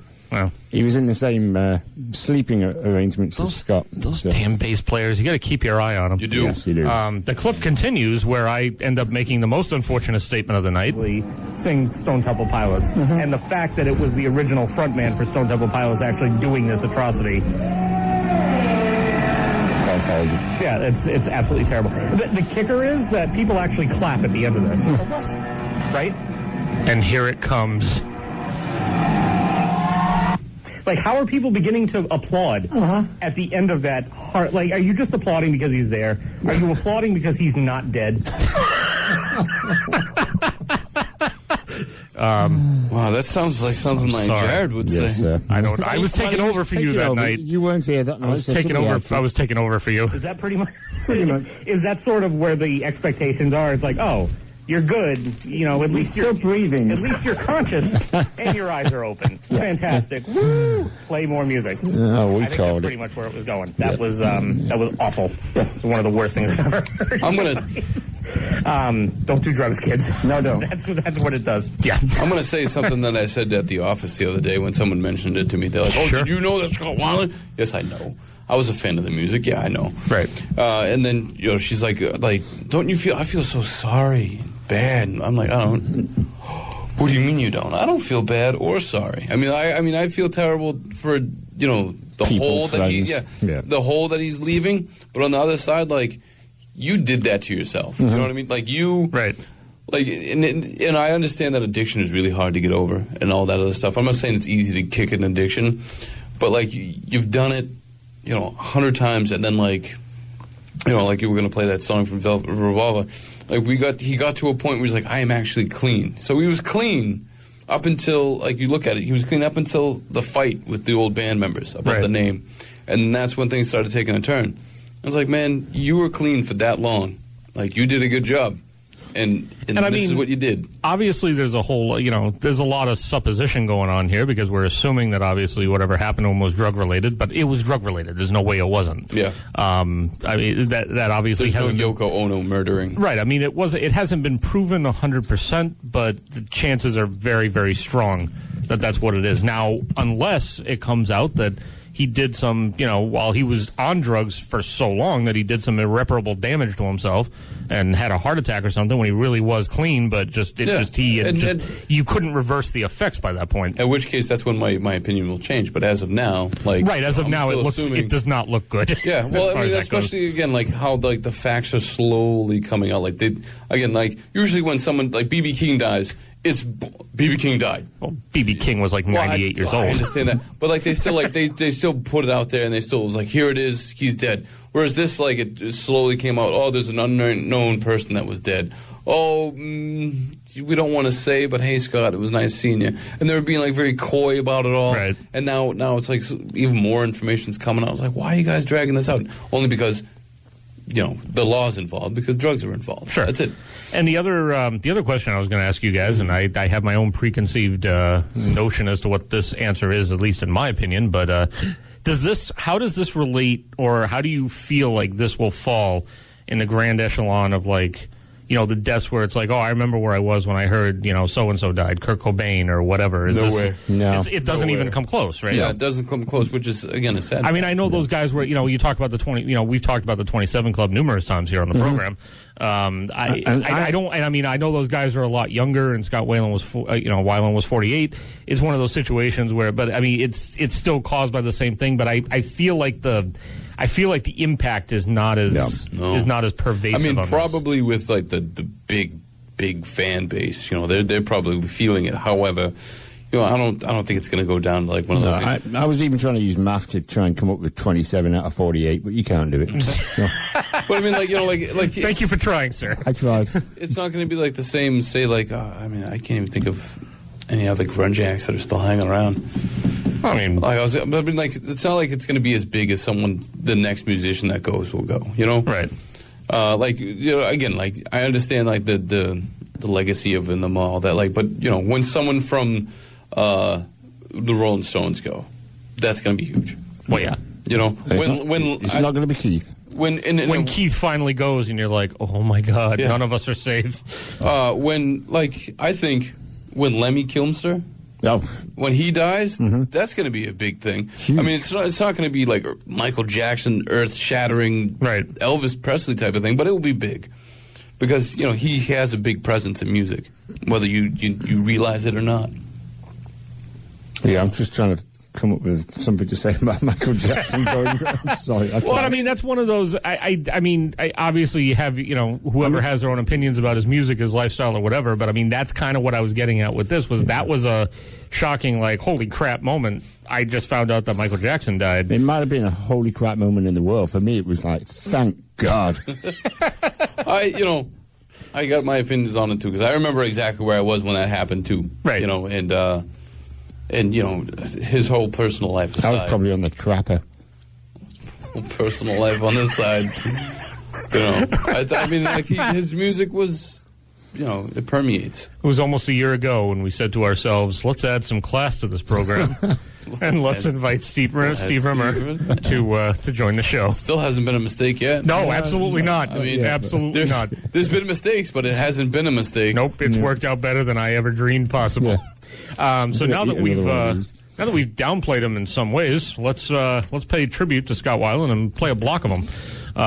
We're gonna do 4 songs. We got 3 by Stone Temple Pilots, representing 3 of their albums. We got one off Core coming up next. We're gonna have one from the Purple album, of course, and one from Tiny Music, and then we're gonna hear a track from Velvet Revolver. Nice. Round it out. There you go. And then we'll be back to talk Walking Dead. Yes. Why isn't anybody talking about Fear the Walking Dead? Because it's off the air right now. Yeah, it is. And I've seen exactly half of that so far. No, I saw the whole thing. We can throw that in. Yeah. We can throw it in as an add-on to the conversation. Yeah. What you should do, because you do this a lot. Yeah. Is that when you guys have a Walking Dead segment, you should play the music.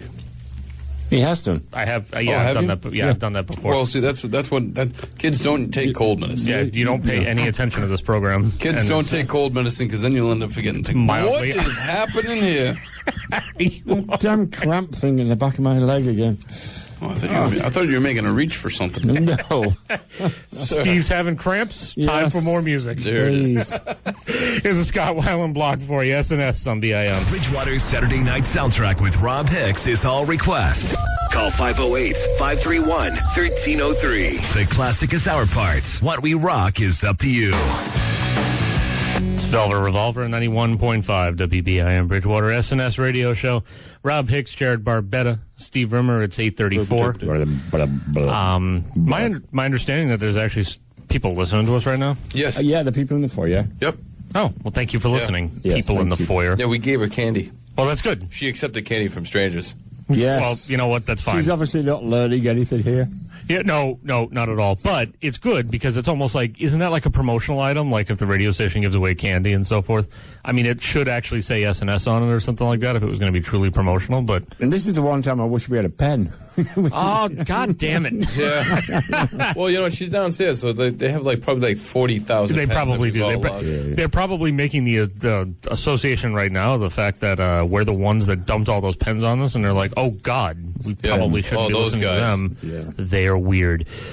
Speaking of pens, if anybody happens to want a pen, we've They're pretty useless now. not useless anything. The time period on it is a little bit obsolete After next week. After next week, Yeah. but ultimately, all of the other information remains Yes. accurate. So we can still carry the pens forward into next semester. Maybe all the ones we got left, I'll get a Sharpie.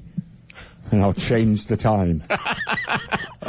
Is that what you're? So Yes. I'm going to put together the core playlist for 2016. I'm gonna Steve's spend going to take a Sharpie 5 and start weeks. updating all of our pens. Yes. Awesome. So if you've already got a pen that we've given you in the past, please bring it back so I can fix it. It's like a recall. Yes. It's going to be it's an SNS recall. Oh, God. 508-531-1303. Please call us up. Or you can stop by the studio if you happen to be listening absolutely. to us. Stop by anytime. I didn't mind that at all. Because that's even better. Does it smell fruity in here? Well, the amount of these things he's eating right now, he should do. Is he going to be all right? Is he going to have a tummy ache? Get these things away from me. No. Remember, you can eat more next week. I'm going to bring them Oh, back yeah. next I'm week. not worried. yeah. Yeah. So real quick, Yeah. I was driving to the show tonight. They're still letting you drive? Yeah. Okay. And I noticed that Plymouth. Wonders never cease. Exactly. I noticed that Plymouth, for some backwards reason, Because is it's Plymouth. You have to wonder about Yeah. that. They were hosting this thing today that just was strange to me. And it seems like they're kind of just inviting the sequel or the prequel to Home Alone, where they let people they stick out like a sign out in front of your house, and you're allowing people to come in to check out all your Halloween, your They holiday. do that. They do that all over the place. Well, if I was a crook, Oh, exactly. that's the first. Oh, hey, what's this? Okay, I'll come scope it out. That looks like a great grandfather clock that I'll steal from you later on tonight. Thank you very much. I'll It's be like- it's I'll be like- back with my nondescript van and Daniel Stern. It's like the thing, I don't know. It's like before you go to an auction, like when you're at an auction house, you go and check out this stuff, and you're like, oh yeah, that looks good. I'm going to peruse this. I'm definitely going to steal that. But instead of I auctioning, don't think I've ever done that. That piece No? of You've never been to an auction house? Yeah, but I've never stolen anything. that piece I of the have. movie that he watches and uses the soundtrack for to scare off Daniel Stern. And what was that? What was that quote from that? Do you remember? Keep the change, you filthy animal. Filthy animal. Yeah. Yes. You can actually get a nice Christmas T-shirt now that says "Merry Christmas, you filthy animal." Yes. Yep. Mary, and here's a piece of trivia. 25th anniversary. Merry, I was going to say, Merry Christmas, you filthy animal is actually the quote from the second movie, where he's watching the sequel called Angels with Even Filthier Souls. Oh, okay. And he says, Merry Christmas, you filthy animal, to Tim Curry and team in Home Alone 2, Nice. Lost in New York. I know this not only because I'm a nerd and have seen the films numerous times, I actually just watched both of them last night. Oh. So they're fresh in my mind. It's a great film that shows you how the adoption thing is terrible. And the greatest part of it is it provided inspiration for one of the final scenes in Skyfall. No. Judi Dench sitting there making up little balloons of Here's the booby thing. traps to catch the guy. With Home Alone, though, they can't call him because the phone's not working. Right. But he's able to call for pizza. Don't worry about it, sir. It's a kid's film. Yeah, don't worry about it. But I just like the fact that they really don't like their kid. No, absolutely not. Yeah. They're like, we don't like this kid. We're just going to leave. Even where he is. Oh, that didn't work. We'll leave again. Yeah, we'll leave twice. Be like Child abandonment. the last show that John Oliver did on HBO of 2015. He was saying, like, at this point, they're just, the McAllisters are homicidal maniacs that are basically just sort of hiding the fact by trying to make it look like elaborate accidents. The McAllisters are McMurderers. But they just can't. They can't go through with it. No, absolutely not. That's because they're hiring bumbling idiots. Balk at the last minute. Yeah. All right, here we go. More serious TV program. than anything that we've just talked about. Yes. So Walking Dead, what are your... Well, my one thought was, we mentioned this on the air before, the trick they use at the end of the episode to walk through the walkers. Yep. Covering yourself in guts and blood. And people have questioned, why haven't they done this many times during the season? Right, there's been many opportunities. Well, do you know what the answer was? What's that? Well, and it makes sense. The producer said, well, you know what? If you come into contact with any of that blood and guts, like if you were to scratch yourself while you're wearing all of that, well, true. Then you're done for. It's going to get in, right. You really have to risk it at the moments that you really need to risk it at. So anyway, that was my... When you're pretty much just swarmed. Carl is not Carl's not Daryl's kid. No. He's going to come. I'm telling you. They need to... So, two things. Number one, we obviously know that Glenn is okay now. Yeah. Sorry, spoilers, by the way. I said that earlier. Glenn's okay. Also, the fact that they need to... I'm going to throw this out there, that they need to jettison some dead weight in the form of annoying children. Yeah, I think they're getting ready to do that. So let's get rid of Rick's girlfriend's kid there, because first of all, he's a weirdo sitting there listening to tiny Tim in his room while ants eat a sandwich. F you. Exactly. Yeah. You should be eaten by walkers. Now, did you think those ants were supposed to be representative of the horde? They probably just ultimately disappear. Yeah. We're watching it. We watched that first scene. This is why I love watching the show with my wife, because I make her watch it. And I'm at the point now where I'm pretty much I feel like it's jumped the shark way long ago, but I'm so invested in it that I just keep watching it anyway. But we see that first scene, and then she was like, what the F? And then the credits come on, and she's like, the show's so effing stupid. Goes back to her phone doing whatever she's doing. So that kid needs to go because he's annoying and he's going to get everyone killed at some point. Judith, I'm sorry to keep saying this, guys, but Judith is not necessary in this program. She died in the comics back at the prison. When Lori got it, she got it too. It was kind of a 2-for-1 deal. And they probably should have followed suit in the television show, especially now that they're going to have Maggie pregnant. So one of them is going to have to lose a kid. A kid is going to have to get lost here. And it's fine because they're fictional kids. So nobody get all offended. I don't even care if you're offended. No. But nobody get all offended that I'm like, you should probably just start killing off children. No, this is a television program. And you've got too many kids now going on. They're mucking up the soup. Yes, you need to cut your losses at a certain point. They're dragging you all down. Do something. Now, the kid on the motorcycle, was it 2 weeks ago? Yeah. With the girl? And he steals the crossbow? Yes. Apparently from the graphic novel? Yes. And he had a signature crossbow, and now they've apparently explained where he got it from, because he got it from, it wasn't nice. I didn't like the fact that he did it, because he took it home every night, And now he can't. It's true. But anyway, that guy's going to get half his face blown off at some point, because that's apparently what he looks like in the graphic novel. Oh, good. So, yeah. But now that the other thing is that now that we've discovered that, have you heard about this? That now that we've discovered that Glenn's okay, his days may be numbered anyway, because apparently there's a character coming into the program called Negan. Negan, yes. And he's going to be played by... I'm actually excited about this because I like Jeffrey Dean Morgan as the guy who's going to play him. If anybody doesn't know who that is... and he's supposed to be the baddest ass. Yeah, he's the guy he's basically the actor out there who's not Javier Bardem. There's Javier Bardem, and then there's this guy. His twin brother. And this guy was the one who was in Watchmen, and he's been in a bunch of other stuff. He's going to be in the new Batman movie. He's going to be in the new Batman movie, and he's going to be in Walking Dead as Negan. My understanding is, from the graphic novels, is that Negan knocks Glenn's brains out pretty much with a baseball bat. Nice. And now he's coming on the show. So the anticipation is, well, does this mean that the show's? I mean, but the show they've gotten to the point now where they could basically do anything, and it doesn't necessarily mean a thing. It's almost like they were testing the waters with the Glenn thing, right? Because they're at the point where it's like they could follow the comics or they could not follow the comics or the graphic novels, or we would prefer to call them. They could follow them or not, because they've at times been loyal to them, and they've at times branched way out. Yes, Daryl. Yes, Daryl. to points and characters and topics that had nothing to do with the novels whatsoever. So I guess Robert Kirkman was on a show. I don't remember if it was anything as high profile as Jimmy Kimmel, or he was on some show where they were joking about spoilers, and they were making up these ridiculous spoilers. And I guess Robert Kirkman said something like, "Hey, well, Negan's gonna kill Glenn with a baseball bat," and like everyone got quiet because they know that actually happens. And then he was like, "It's a comedy program," so now everyone's like, "Did he just do that by accident?" Or was he being coy, and it's actually not going to happen, but he was just saying it because everyone knows in the comics that it happens. Mm-hmm. So I don't know. I don't know either. I don't know. You know what I find interesting? What's is that? This control here that has no label on it, so we obviously don't use it. You should see the dust in this thing. Oh, God. There's so much. I was just looking at the dust in my pasta pigs case. I need to clean that. Have you seen the dust in this? Yeah, I have. I was thinking about cleaning it. It's like I was thinking about it was gross. Yes. 508-531-1303. If you're listening to the program and you want to give us a call, let us know what you want to hear.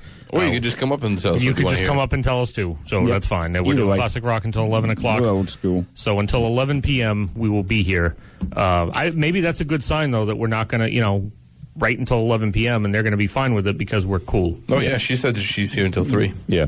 They've got to clean up all that metal detector stuff. Oh, so we have no concerns whatsoever. No. Why don't we just do a show until 3? Yeah, I'll do that. Can we do that? Yep. And I'll just go straight to work. yeah, Right. Why go through the whole middleman operation of sleep? Exactly. It's ridiculous. I only get 3 hours of it anyway. Another big classic rock block coming up. SNS on BIM. It's time to dust off some crusty, dirty old relics. Maybe they'll clean some of the records too while they're at it. Rob Hicks, Jared Barbetta, and Steve Rimmer. The Saturday night soundtrack on 91.5 WBIM.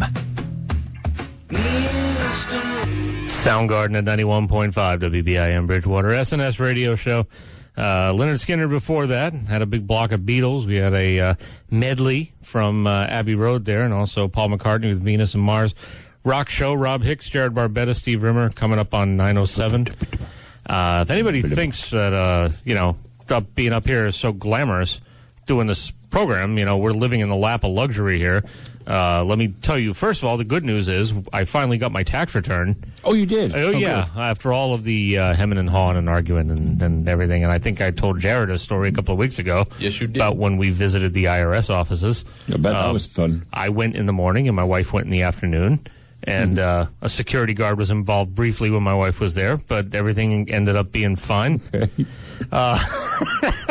So I'll retell this really quick because it's funny, and you'll be amused by it too. And nobody out there listening really remembers that we talked about this 2 weeks ago anyway, so it's fine. So I had gone, and obviously the whole problem was on my wife's side with her Social Security number, and they didn't want to give me any information. They basically could look at it and say that they could put another note on the account to push it through, whatever they needed to do. Mm-hmm. But, the true problem still was on her side, and even though they told us it was resolved, there was still obviously something there that was making them what they call pick it up for review. So they told me they had just picked it up for review again on November the 7th, which we had expected a check by that time.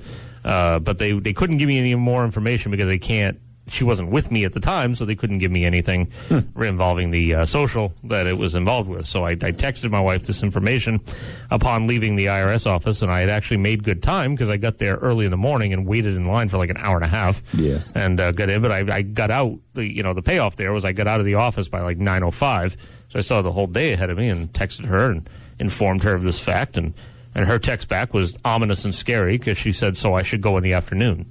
I was like, well, if you want to, I don't know how much they can do.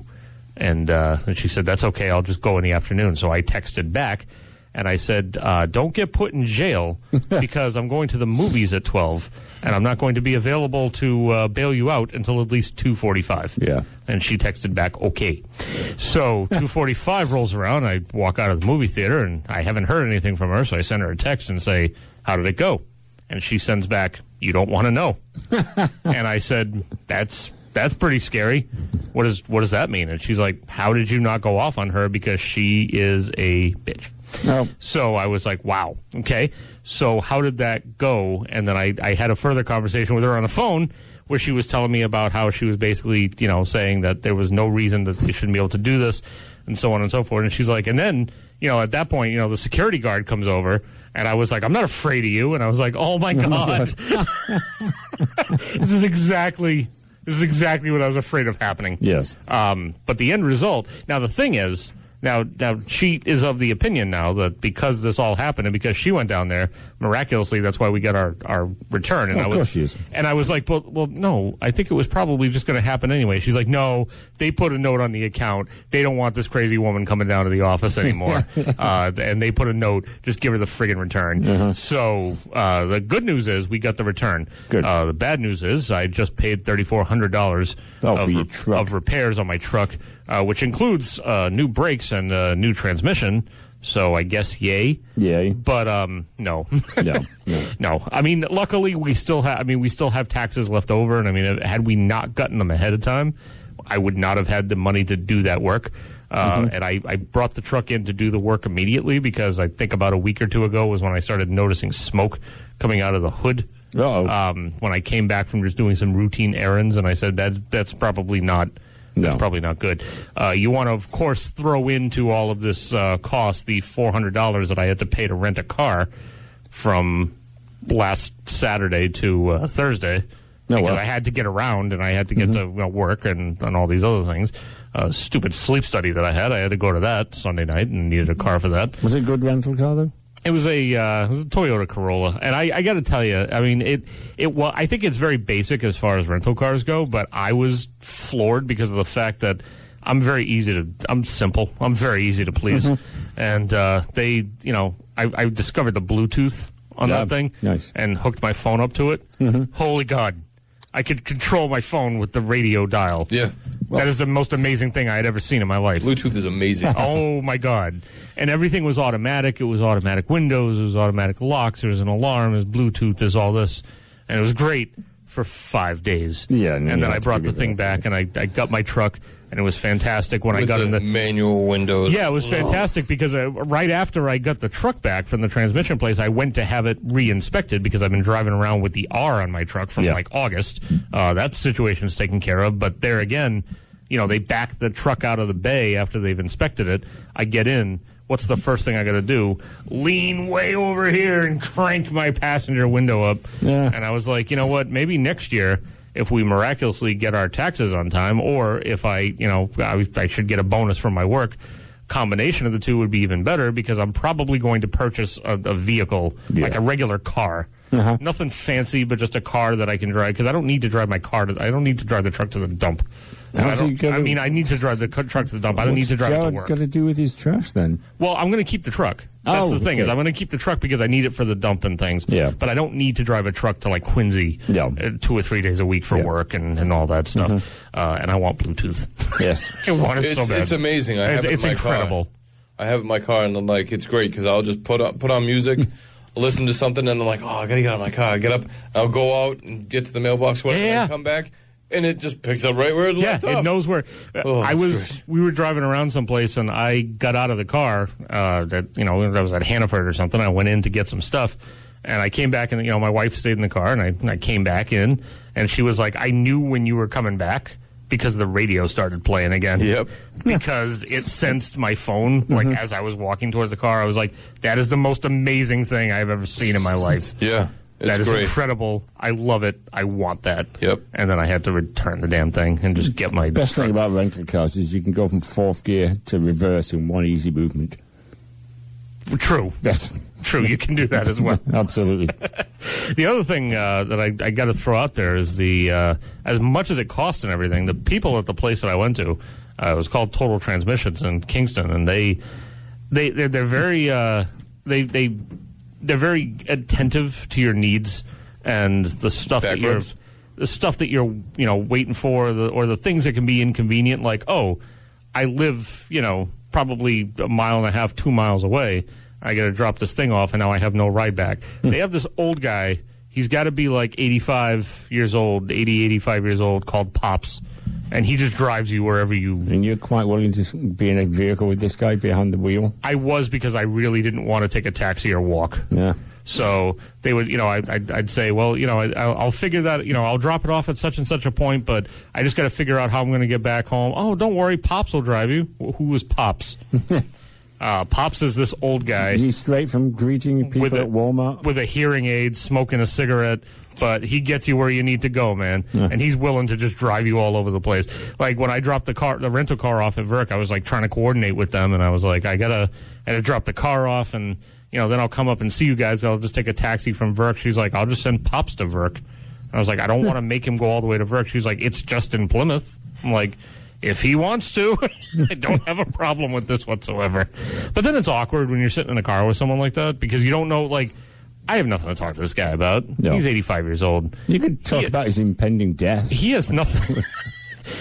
So what's it feel like to know that you're gonna die? I mean, a couple of turns he took onto a couple of streets. I thought it might have been sooner rather than later for the both of us. But I got there in one piece, and I got back in one piece, and that's all I really care about. And despite the fact that the price was astronomically high, it's always going to be that way anytime you got to do a transmission. So go to my guy. Well, I can't now because I've got a new transmission. Well, when you need it. Who is your guy? Don't worry about his name. His name is a guy. Okay. He sets me up real nice. He's got his banana wrapped up in here. What are you doing with that? I don't know. It's sitting there wrapped in a plastic bag. I don't want to. It's kind of ominous thing. Yeah, I don't want to. I don't want to know about that at all. Yeah, me neither. Gross. Yeah. So 508-531-1303. Give us a call if there's any music you want to hear. Or if you can come classic up. Rock, that is. And yes, you can come up to the studio as well. I do have an extra pen. It's in my pocket, so it's warm. But they're going to be running right up here. Warm pens, yeah. But if you want it, it's here. I'll give you the. You know what? I'll give you the one I've been using tonight, which is great because it's been used by the talent, and then I'll just keep the one in my pocket. You gonna autograph it too, you nerd? For myself. I might if we get that marker going. Yeah. I was looking for a marker earlier, and there's no markers in the studio to do anything with. Nope. I needed to write on a CD. No such luck. Nope. I was like, okay, I'll just wing it. I'll just go with this the way it is, and it's going to be fine. Another classic rock block coming up, and then, I don't know, we'll come back on and we'll talk about some stuff. Yes. How's that? You too, Pink Floyd, and anything else you want coming up. SNS on BIM. Whether you're spending a night in town or just a night in, we've got you covered. It's All Request Classic Rock on Bridgewater's Saturday night soundtrack with Rob Hicks at 91.5 WBIM. It's Rush 91.5 WBIM Bridgewater. SNS radio show. Rob Hicks, Jared Barbetta, Steve Rimmer coming up on 9:34. Not to toot our own horns here, but what was that? What was that like a minute and a half, 2 minutes tops between when we received that phone call and when we get that song on? So thank you. So thank you for... What's up with the light? I don't know what's going on. This whole place is breaking down. So thank you to Steve who called up and, he was looking for Mikey D, Mikey D is not going to be, as far as I understand, making his traditional second appearance tonight. No. Because he's under the gun, as it were, because of all the happenings going on down the... He's actually working. Down the hallway. He's actually working tonight. And you notice the change in demeanor when he actually has to, work. Yes. All of a sudden, you can kind of see the stress level change on his face. Yes. And it just sort of drops over him like a cloud, and it's a scary prospect. It's 508-531-1303. Maybe they'll fix that light before next year. Yeah, maybe. New Year's resolution. Let's get the newsroom booth. It's kind of like light working. Pretty Christmas lights, though. Well, true, but you don't really want those to twinkle. No. That one should just be on when it's supposed to be on. 508-531-1303. You can call up and get requests on as well. Anything you want to hear. It's getting perfumey in here, in there. Yes. Because I left the door open. I think I was starting to notice that. I was noticing it earlier in here, but then I notice it definitely when I walk out there. Yeah. It's not quite as bad as that one night that we all that was the worst. Thought we were going to die. Mm-hmm. But it's getting up there. It's getting up there. I can hear the music already. To a degree. Can we tell them to quiet down? Yeah. No, somehow I think it's not the same group. No, I'm sure it's not. How often could they have a dance? You know what I mean? You can't be, your group can't be having a dance every month. No. That's pretty ridiculous. Yes. So programming note, I think we've mentioned this before, but next week's going to be our last program of the semester, last show of 2015. And then coming up in 2016, We haven't really gone over this that much, and I mentioned a couple of weeks ago that I was going to come back on the 5th with some news regarding the scheduling for next year. I don't have as complete info as I was hoping that I was going to have at this point, but I will tell you where it sits at this point and what we're expecting to have ultimately happen by the time we come back in January. So the idea is so 5 to 7 is now going to be taken over by alumni Mike Holmes. So it's going to be it's still going to be basically an alum Saturday. So you got John Coombs going to be doing 3 to 5 as he always does. Mike Holmes is going to be doing 5 to 7, and then we're going to come on. Saturday Night Soundtrack's going to be on from 7 to 9. Right now, 9 to 11 is open, but our expectation is that nobody else wants 9 to 11, and that we will, if that's the case, we will just stay here and carry through classic rock until 11 o'clock, as we always do. Mm-hmm. So then you would have the Saturday Night Soundtrack from 7 to 11. 7 to 11. Yes. It's like 7-Eleven, you know? Wow. Yeah. And it'll be a happy time because we'll be celebrating the 1-year anniversary of Steve Rimmer joining the program. Yeah. And I might even get a nap in the afternoon. You might even get a nap. I've got a couple of hours to kill. You're listening to a show full of old guys when we're basically like, hey, maybe I can take a nap. Yeah, but I do get up at 3:30 in the morning to go. No, I understand that. And Steve, I'm right there with you because I used to take naps on Saturdays as well, and I've stopped doing that because my whole Saturday is taken up with errands in the morning and then lunch and then preparation for the program for the rest of the afternoon until I'm ready to go. It probably drives my wife insane, and she's wondering why I spend so much time preparing for a program that hardly anyone listens to. But that's my life. Yes. That's what it's all about. Yes, it is. Jared, how are you feeling? I'm feeling pretty good. How are you? Oh, that's good. I'm good. He's not feeling his banana, so I'm happy. Oh, no, he is. Oh, no. Now it's happening. It's a bad thing to say. Yeah. So stuff. Yeah. Hey, Bowie album? Yep. We're about a month away now. Oh. Have you heard the new track? Yeah, you sent it to me. I sent it to you. Of course I did. Great. Yeah, I'm sorry. I'm just getting excited for it. It's okay. Jared, do you want to come in here? Yeah. No. Okay. I'll share that excitement. January 9th. So when we come back, you could have some tracks. We could have some new Bowie tracks to play for you. Most definitely. Yeah. Yeah. There you go. Mm-hmm. I'm going to address the elephant in the room. Yes. As a matter of fact, here we go. Maybe that's an unfortunate phrase for what I'm about to discuss, but still going to address the elephant in the room. Okay.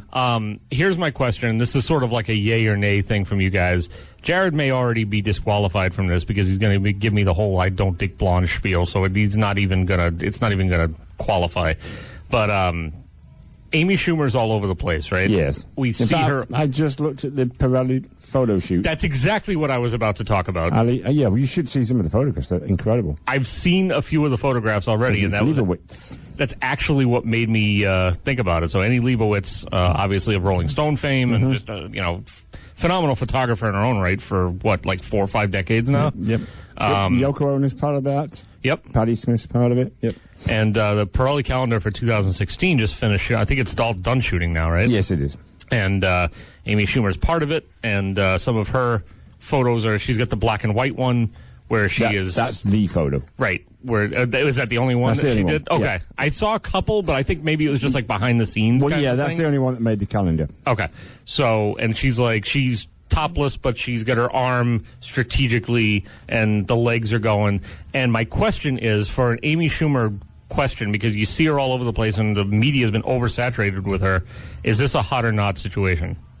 Is it a hot situation? Like Amy Schumer, is she hot or not? Well, let's start about because I am completely on the fence, and I have reasons for and against. Let's talk about how wildly sexist this conveation is. Yes, it is. That's what we do on Saturday Night Soundtrack. Right. Think about what Steve said a couple of hours ago. This is not really all that bad compared to I that. think she's a very pretty lady. She looks like a hamster. A bit large for me. I have issue here. Yeah, here's the thing: is that she's basically. Like, you've heard that, everyone uses the term butterface. She is a butterface. It's great to try to watch you get around a subject. I'm trying to, you know what I mean? I'm trying to think about how tactfully to put this. Yeah. I have issues with her face and her mouth. I don't know. Her face and mouth are not attractive to me, but everything else to me is great. Especially her legs. She's got killer legs. Her legs could kill people. Yes, they could. And you know what I mean? Like, they're long and they're great, and they're not skinny, but they're not too thick either. It's you're right in the. You know what I mean? You're right in the zone. Stay with me on this. Oh, I'm trying to. But so basically, this is why I just can't. don't want a whole bunch of girls coming up here trying to beat the crap out of us. Fat is beautiful, man. Yes. No, I don't have a problem. I'm not even talking about. I'm talking about her face, which is nothing that you could actually do anything about. It's just her face. I don't know. Some celebrities do things about their faces. Yeah, but they shouldn't. I think Ben Affleck did something to his face lately. I saw him on the Jimmy Kimmel show. I'm like, you look different than how I'd seen you in my face before. Well, I mean, he's not getting any younger. No, but I mean, I think I think you got some surgery done. That's what I'm saying. Yeah. You seen Axl Rose recently? Huh? Axl Rose. Oh my God! Guess what that guy is. I know. That guy's a world-class Richard. Yes, he is. That should be a segment. Who's the World-class world-class Richard for the week? So Yes. I think what we're going to do. So let's. I think we've Kurt talked about this before and decided that coming up with a Richard every week was going to be difficult.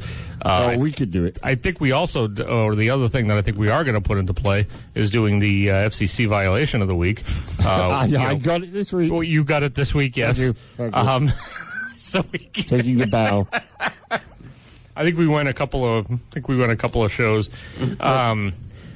Maybe we could throw something together for YouTube, like not to obviously be broadcast, but potentially something for YouTube that's just just a collage of all the That'd be good. everything that's happened. Yes.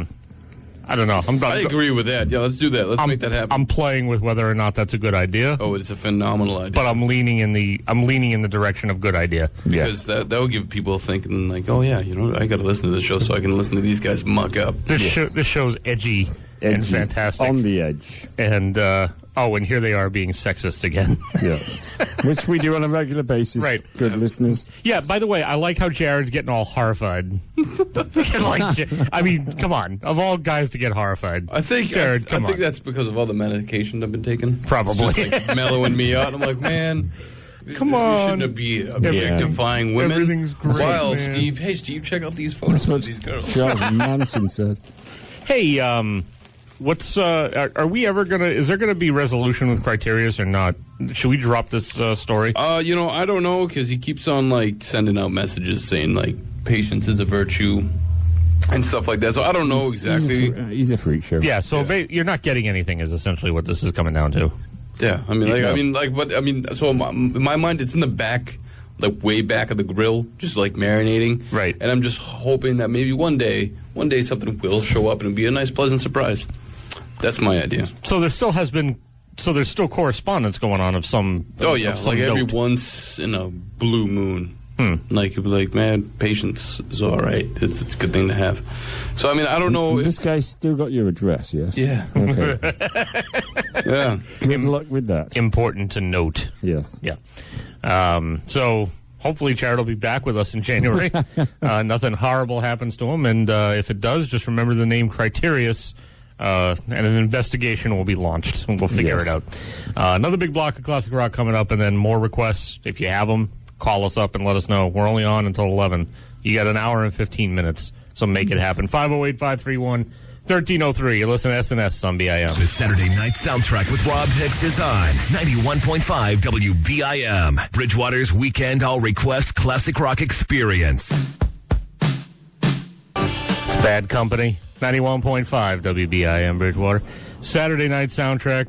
Jared Barbetta, Steve Rimmer with me, getting funky. I gotta say, I'm a little I've always been a little depressed about the Bad Company.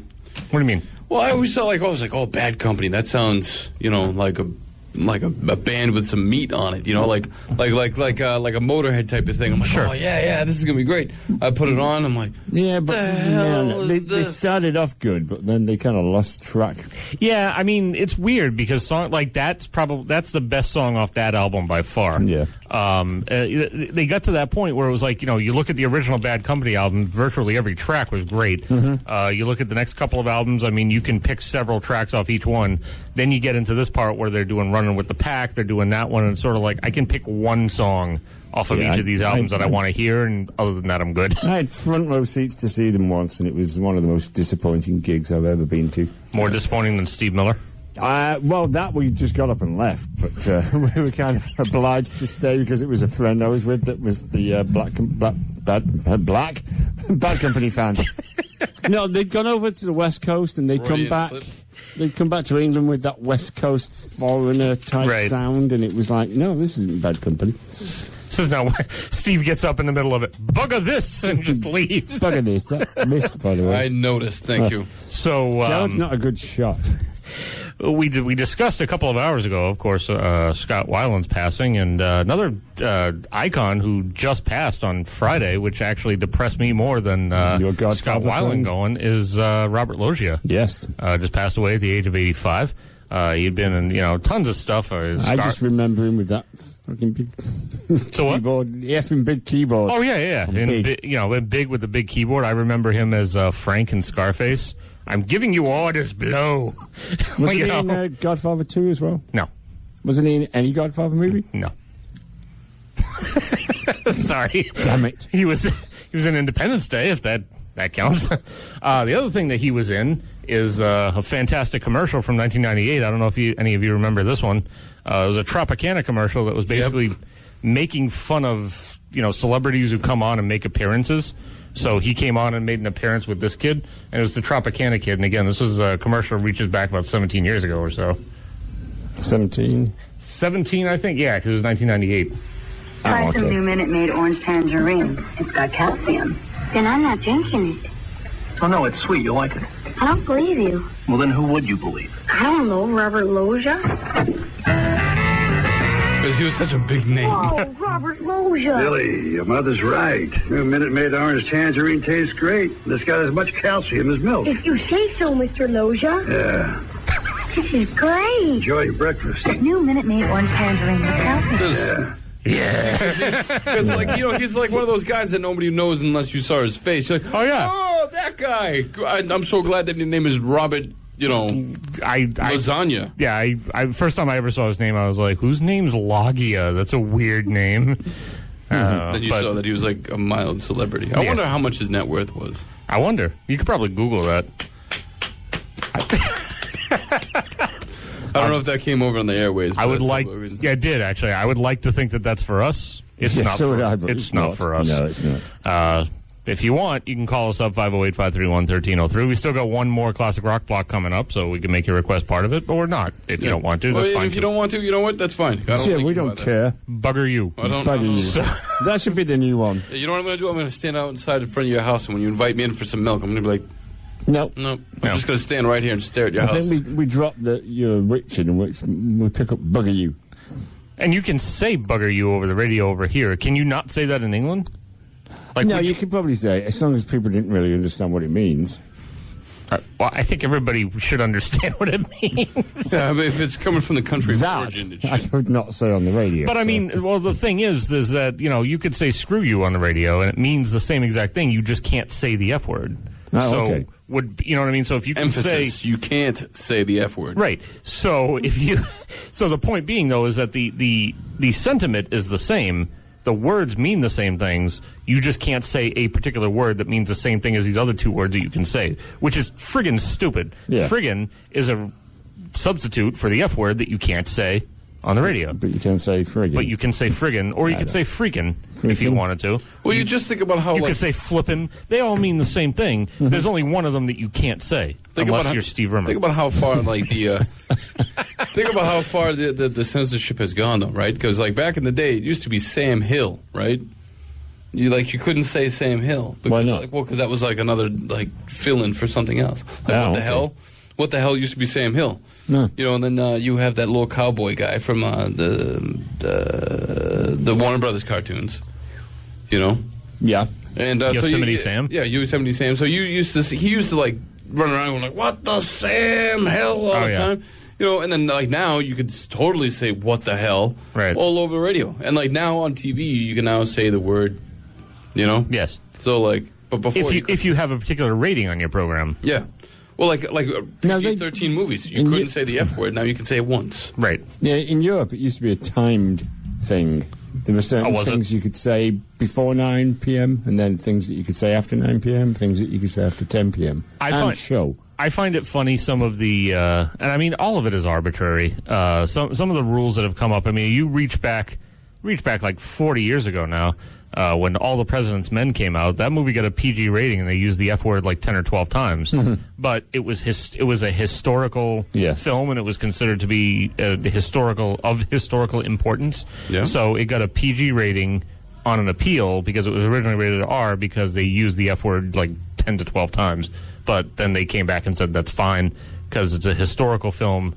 Make it PG so more people can see it. Mm-hmm. Psycho, yes. Psycho. Yep. First flushing toilet on film. Oh, really? Yeah, first ever, and he fought for that. He was like, "You're not seeing anything weird," and then the fact they even wrote it into it, he wanted to show it, right? Because he had this weird toilet fetish. I think he had a lot of weird. Yes, he did have a lot of weird. But he really forced himself. Oh, like we have to write this into the script that they flush the evidence down because that's a part of the plot. Oh, damn, you guys did. Okay, fine, you can put it in there. But no longer than 5 seconds. Anyway. So what's happening? Oh, I was just going to say, you might want to close the door so that you can survive for the next 45 minutes, except for the fact that now it's going to be locked in here. You know what I mean? If that's the case. Well, that's what I was thinking, and I was like, screw it, it's going to get locked in here. So I might as well, at least if I'm going to slowly die, I can still make a run for the door. Because it's strong in here. I was getting in there now, okay. Yeah, the perfume scent from the, what's the name of this dance that's going on? Isn't it a winter thing? Oh, is it? I don't know. Winter's not even officially here yet. So no, it's not. It's like the 21st of this month. Okay. Yeah. But anyway, I think you're right. I think it's like... That would be my father's birthday. Well, happy birthday to Dad. And it was Frank Zappa's birthday, too. Happy belated birthday. Yep. Why would it be belated? Because he's not with us anymore. Well, it's not... Okay. Belated. It's not gone by yet. It's not really the correct term. But, excuse me a second. Yeah.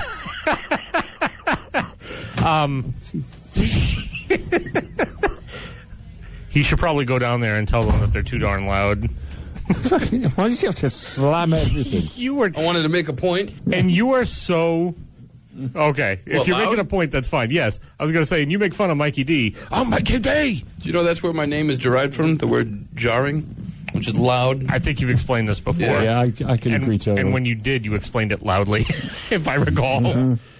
So, last classic rock block of the evening coming up. Well, we're going to talk about something. We're going to get into it with Neil Young. No, that was basically all we had. We're going to talk about the, I don't know what that gesture means. That could mean a couple of different things. It could. I don't know about. Steve, do you want to come in here for the next next block of classic rock? Out in London, the whole. Oh, the stabbing. Yeah.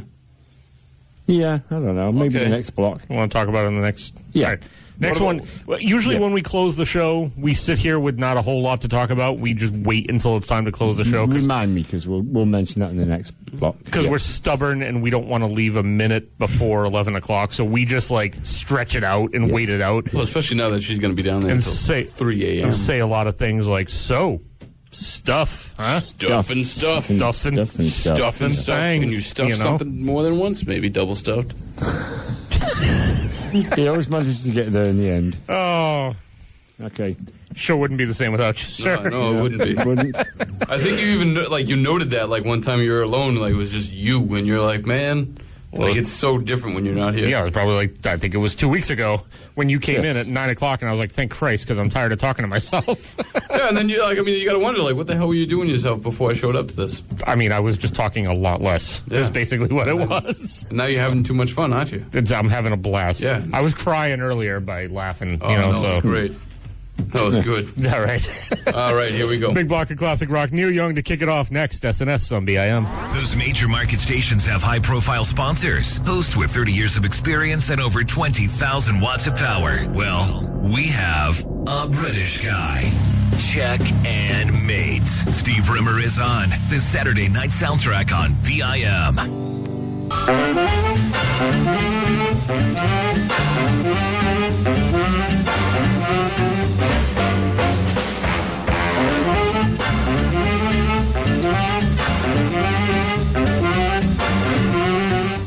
101.5 WBIM Bridgewater.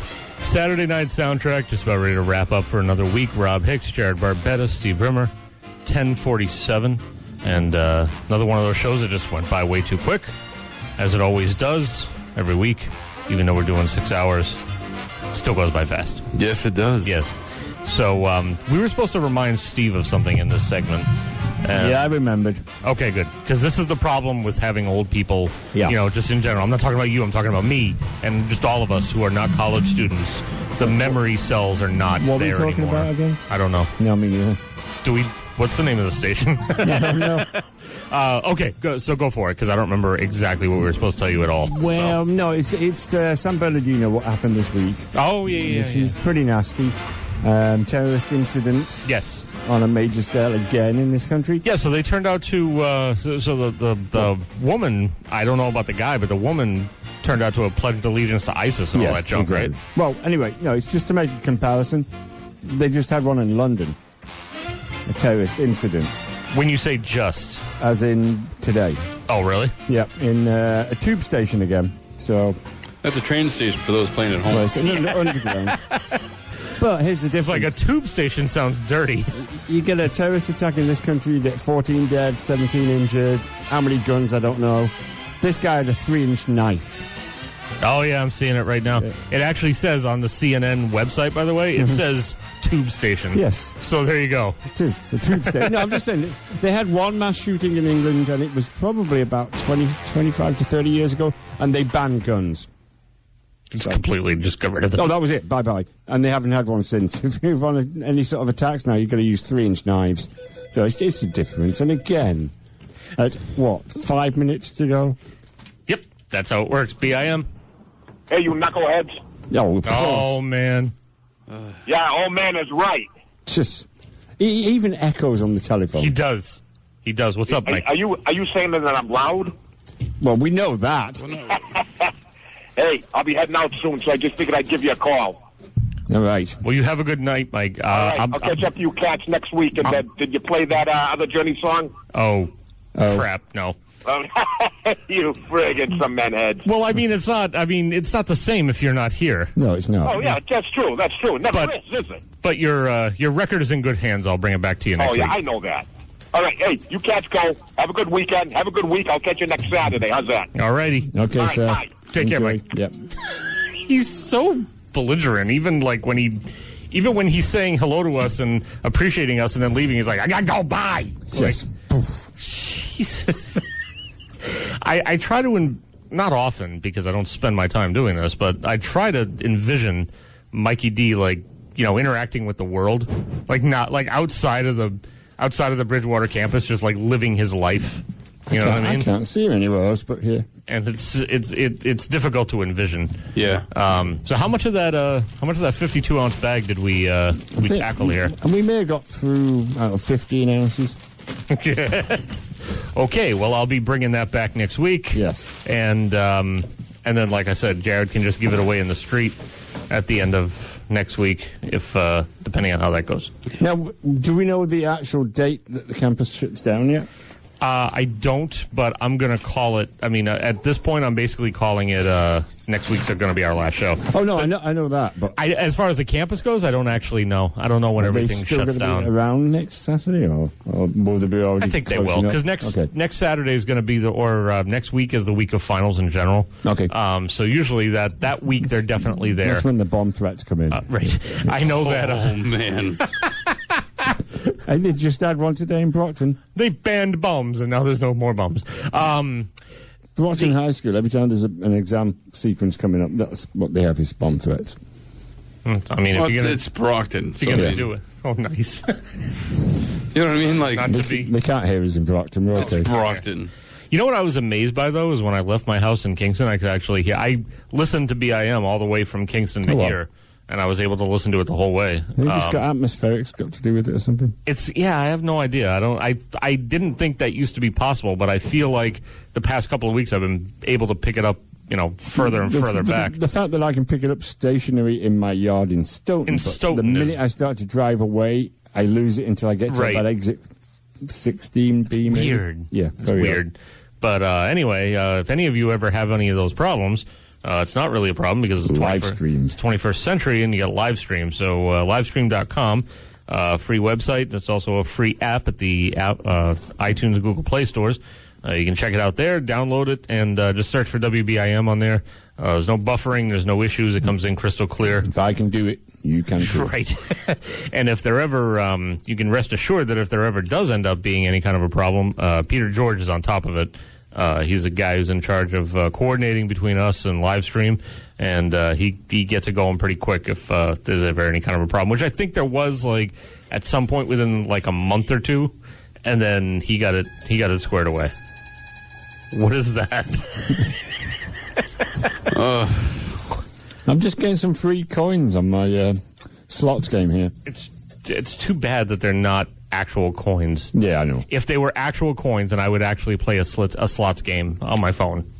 Yep. So, but then again, actual coins are usually involved in playing the game. True, which I don't want to. I don't want to spend money to do. No. Do you think we're going to be? We're just going to go out that back stairwell, right? Because I was going to say, do you think we're going to be okay? I always use the back stairwell when I get a chance to. Bugger. Oh, bugger you. That's great. That's great, Steve. No problem. So once again, just a reminder, next week is going to be our last program of the semester. John Coombs had mentioned on his show that he may or may not be here on the 19th.